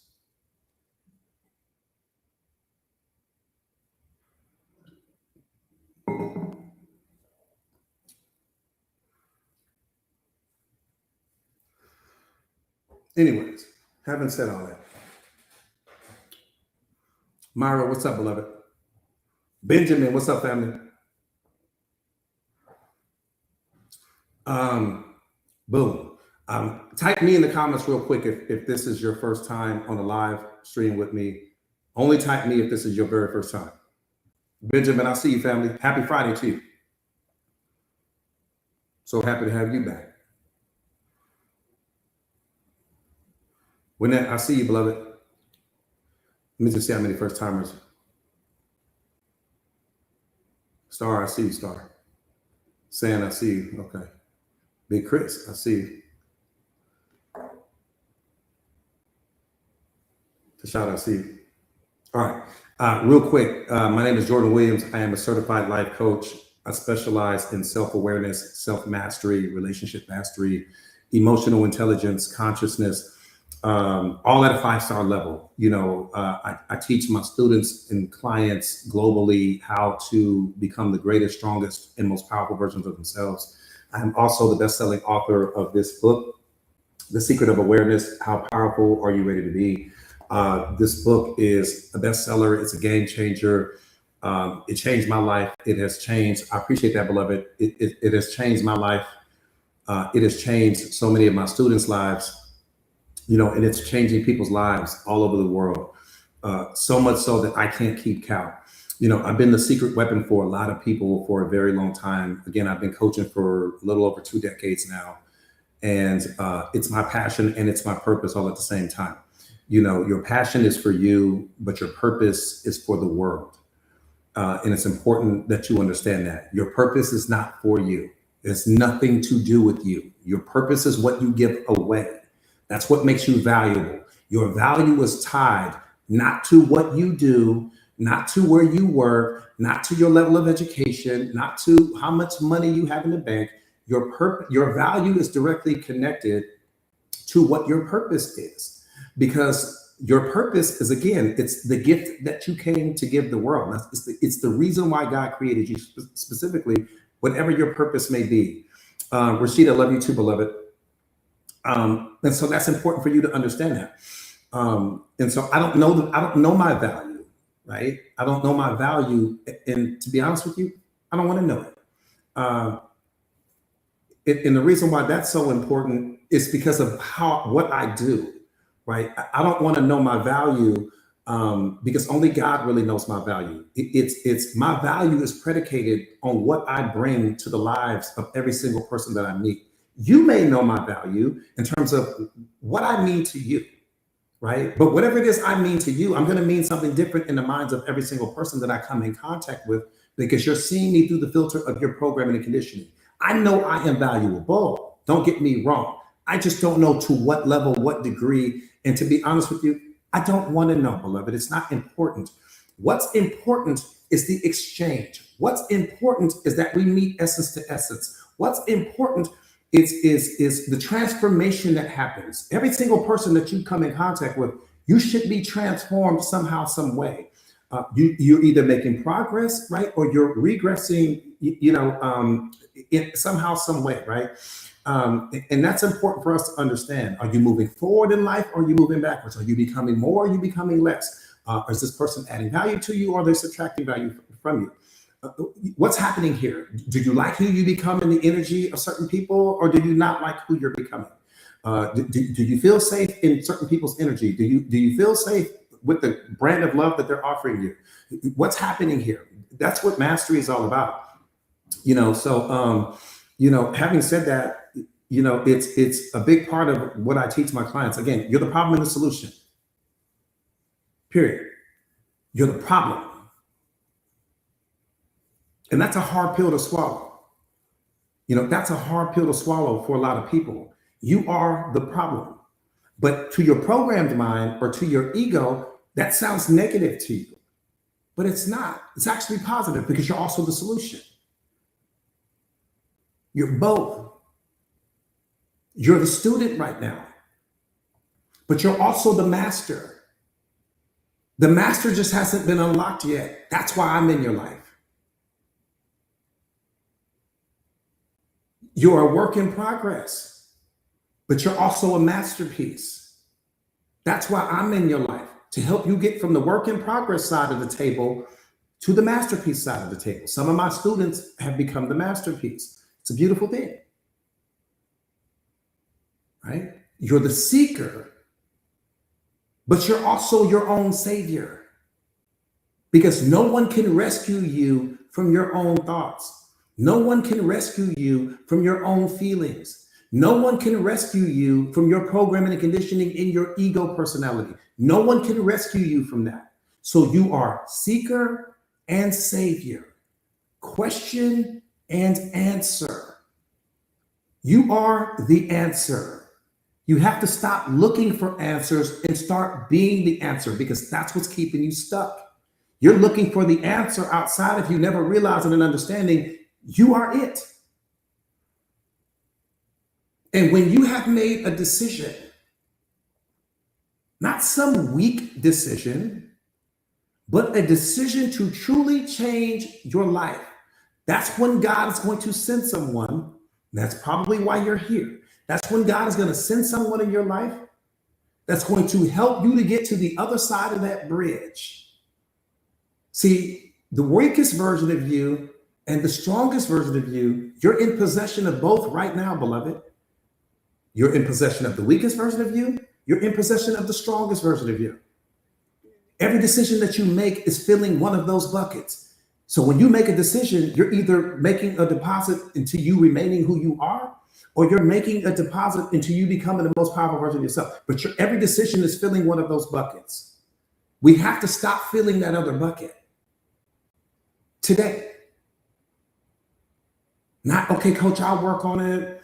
Let me think about it. Let me go back. No, today. Because you're always one decision away from the best decision you have ever made. But you're also always one decision away from the worst decision you have ever made. You live between the two. So important for us to understand that. So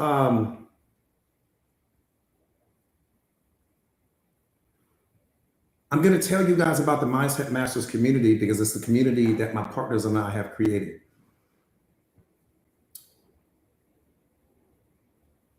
If you're not serious about becoming the most powerful version of yourself, please don't join. Right now, your emotions may be high, you may be motivated, you may be inspired. A week from now, you won't feel like how you're feeling right now. And that's the version of you that's holding the steering wheel to who you are. That's what scares me. People come on my live streams, they get pumped up, and they get motivated, and they have all this belief in themselves. And they make the decision from the version of themselves that got pumped up and motivated. But the problem with that is that the pumped up and motivated version of you isn't the version of you that you are in the dark. So in you, that's the version of you that's building your life. That's the version of you that I need to stay alive. I need you to bring that version of you to me. Not who you are right now, who you are when no one else is watching. Who you are when you're stressed out, who you are when you're worried, who you are when you're depressed, who you are when you're unhappy, who you are when you have the anxiety. That's who I need. I don't need this hyped up version of you, because this is only a moment. And then you're going to go right back to thinking about your problems. You're going to go right back to thinking about what's wrong. You're going to go right back to thinking about who's not loving you. You're going to go right back to thinking about what's missing from your life. You're going to bring your vibrational frequency back down. You up now, but you're going to bring it back down.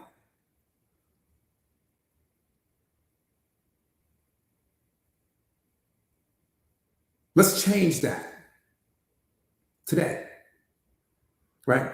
So the Mindset Masters community, it's one of the fastest growing communities on social media today. What's in the community? Love. What's in the community? Love. What's in the community? Love. I can say that 1 trillion more times. That's what's there. What's in the community? Respect. What's in the community? Value. What's in the community? Growth. That's what's there. Before you can get to me, that's what's there. What's in the community? The version of you that you haven't become yet is in that community waiting on you. That's what's there. Who you see yourself being in your mind is inside of that community right now. I guarantee it. And so many of my students have discovered the greatest versions of themselves in my community. It's a beautiful thing. Credit to me? No. Credit to God? Yes. No credit to me. Stop why I'm here. I only want to help you. I only want to lead you, I should say, to a deeper understanding of yourself. So let me say it this way. The Mindset Masters community, you can be vulnerable there. It doesn't matter about who you were yesterday. You will never be judged. You will never be criticized. You will never be made to feel less than. This is kingdom mentality. This is queen mentality. It's lion school. It's where you're going to learn to be the most fearless version of you, the most confident version of you, the strongest version of you, the most powerful version of you. That's the only thing you're going to find. No weak energy. The community is going to come with this: 2 life coaches, 1 executive coach. I'm the coach. I don't want anybody else coaching you. I'm just going to be honest with you. Because I don't want anything contaminated. I don't want all of these opinions running around. I need my coaching. It's like martial arts. When you go to a martial arts school and you sign up to take karate, kickboxing, taekwondo, jujitsu, whatever, you don't go from one martial arts school to the next martial arts school, because you're never going to become a master that way. Right? Find that person that you want to coach you and teach you, and then focus on what that person is coaching you and teaching you. That's how you become the greatest. Okay? That's important. We do have shadow boxing in the community. What is shadow boxing? Shadow boxing means that you're able to join a community of like-minded individuals, like a Divine, like a Red, like a Miss Deborah, the Kels, different people that have Lynetta, Musa, Sefe, different people inside, Monica, different people inside the community that teach what it is. They're just extensions of what I already bring to the situation. But the difference is that you're able to shadow box with people with everything that you're learning, right? What's the beautiful thing about shadow boxing? Shadow boxing gives you the ability to gain different perspectives. You need that. I became this version of me because I was in one of the biggest shadow boxing groups, so I could listen to all of these different perspectives, because you only have access to your own. What's the goal? Pick up the perspective that suits you. Pick up the perspective that's rooted in truth. And then you apply it to yourself. And then boom, you go. Next shadow boxing group, same thing. You're going to hear something. Sometimes your perspective may be the most powerful. Sometimes it may be someone else's. But the goal is to pick up the perspective that it's in alignment with truth. And then you apply that to yourself. And then boom, now I'm up. And you just keep moving up that elevator, right? Coupled with everything that I'm going to be coaching and teaching you. So that's just an extra. That's not even a big thing, but it is an important thing. So 2 life coaches, 1 executive coach. You are going to have access to all of my live streams, like the one you're watching right now. You're going to, and these are going to all be like master classes for you. So when I tell you, you're going to need to be locked in. You ain't going to have time to listen to anybody else if you really locking in, coupled with whatever it is you got going on in your own life. So you're going to have access to the live streams. You're going to need notepads. You're going to need pens. You're going to need stickies. You're going to need vision boards. You're going to need all of that until you become the vision board. I'm gonna help you to become so powerful that you're gonna become the vision board. I don't have vision boards anymore because I am the vision board. Now, podcasts. I got a podcast in the community that's exclusive to the community. What's important about the podcast? You can be at the gym, you can be on the go, you can be in the car, you can be on the beach, you can be out in nature, and you're still getting the coaching, right? You can be laying in the bed, you can be in the bathtub, relaxing, just taking care of yourself, whatever it is you got going on, right? That's the beautiful thing about the podcast, because it allows you to be on the go and it allows you to be hands-free. So that dual threat, right? And then you're going to have what I write every single day. Then we have these community chats going on where I might write a very powerful piece, and then everyone comes and they weigh in on, what's written and all of these different perspectives, because what I write, I can make the argument is more powerful than what I talk about on the live streams. And oftentimes what I talk about on the live streams, I'll upload that into the community so that they have access to it because they need it, right? And it's a beautiful thing. So between what I write, the podcast, the live streams, having me as your coach, and virtual mentor, the book that you're going to receive today, because you need this book today. So you're going to have this today. It's going to be emailed to you. It's going to come in ebook format. Plus, you're going to have my course, The Fearless Mindset, and that's going to be emailed to you today. So the combination of all of that, they won't be to guard you. The combination of all of that, they won't be to touch you. Nobody.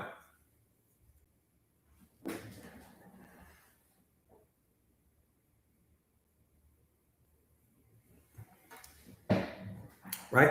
All right. So here's what you guys are going to need to do. My screen froze up, so I apologize. Here's what you guys are going to need to do. So Tara has the link pinned right there. The entire community is $1 a day, $29 a month. I priced it as low as you possibly could get it. $29 a month, no contracts, no obligations, no any of that. You're $29 away from changing your whole life. It's just that simple. You might spend that at McDonald's this week. You might spend that at Starbucks in the next couple of days. $29, no contracts, no obligations. So what you guys are going to want to do is copy and paste that link that Tara has there, put that inside of your browser. It's going to take you to the community. And once it takes you to the community, you're going to get signed up. We're going to send you an email. You're going to get the email. You're going to get the book. You're going to get the course. You're going to get me. You're going to have everything you need today. Friday's the perfect day. It's the perfect day to change your whole life. Perfect day. Any questions, any community related questions? Tara, do me a favor, beloved, when you can, and put the link back up there. Thank you, beloved. Again, copy and paste that link that Tara has pinned. And then you're ready to go. You're rocking and rolling. Any questions whatsoever? Any questions? That part right there, Kelly, no better day than today. Start fresh. One day or day one? Which one we doing?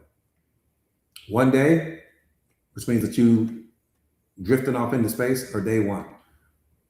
Let today be your day one. Again, copy and paste the link, put it inside your browser. It's going to take you to get signed up, and then you're ready to go.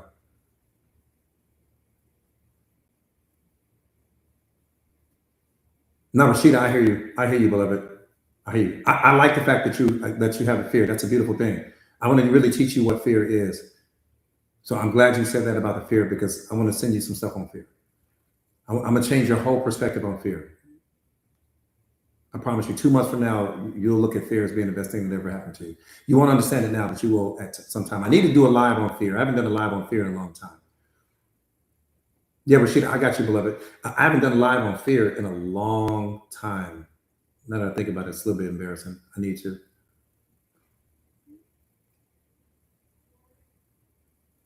Yep. Got it. So any Spartan Dre, what's up, beloved?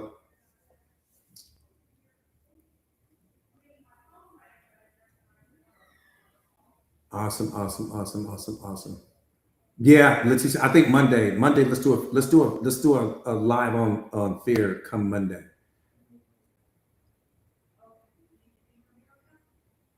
Single after 7 years, love it. Love it. Put the link up there real quick for me, Tara. Put that link up there for me, beloved, real fast. Yeah, we'll do it. I'll do one on fear Monday, because I love you too, Red. I love you too, beloved. I'm so happy. I'm so proud of you. I'm so proud of you. So ridiculously proud of you. You guys copy and paste that link for anyone that needed the link. Miss T. All right, Miss T. Yeah, Miss T. And I'll see you inside of the community. Good. That's a good thing. That's a good thing, Rashida. That's a good thing. I'm glad you're nervous. Love you too, Brock. Love you too, beloved. That's a good thing. I'm glad you're nervous. I need you to be nervous. Because I'm gonna remember that. I'm gonna tell you why I need you to be nervous. Because you're gonna be like, Coach, I used to be so nervous. You're gonna be the strong, powerful version of yourself. It's so funny. Red is the same way. Red used to be nervous. Red was somebody totally different. She's so powerful now. She's so strong now. It's crazy. Crazy. Yeah, send me a message. Send me a message. Dave, send me a message. Yeah. Send me a message. All right, you guys. Happy Friday. Have an amazing weekend. And I will see you guys Monday. We're doing a live on fear come Monday. I know, Reg, you're so powerful. Yeah, yeah. I will see you guys. I will see you guys Monday. All right, Valerie. I appreciate that. You guys have a great weekend. Stay powerful, stay prayed up.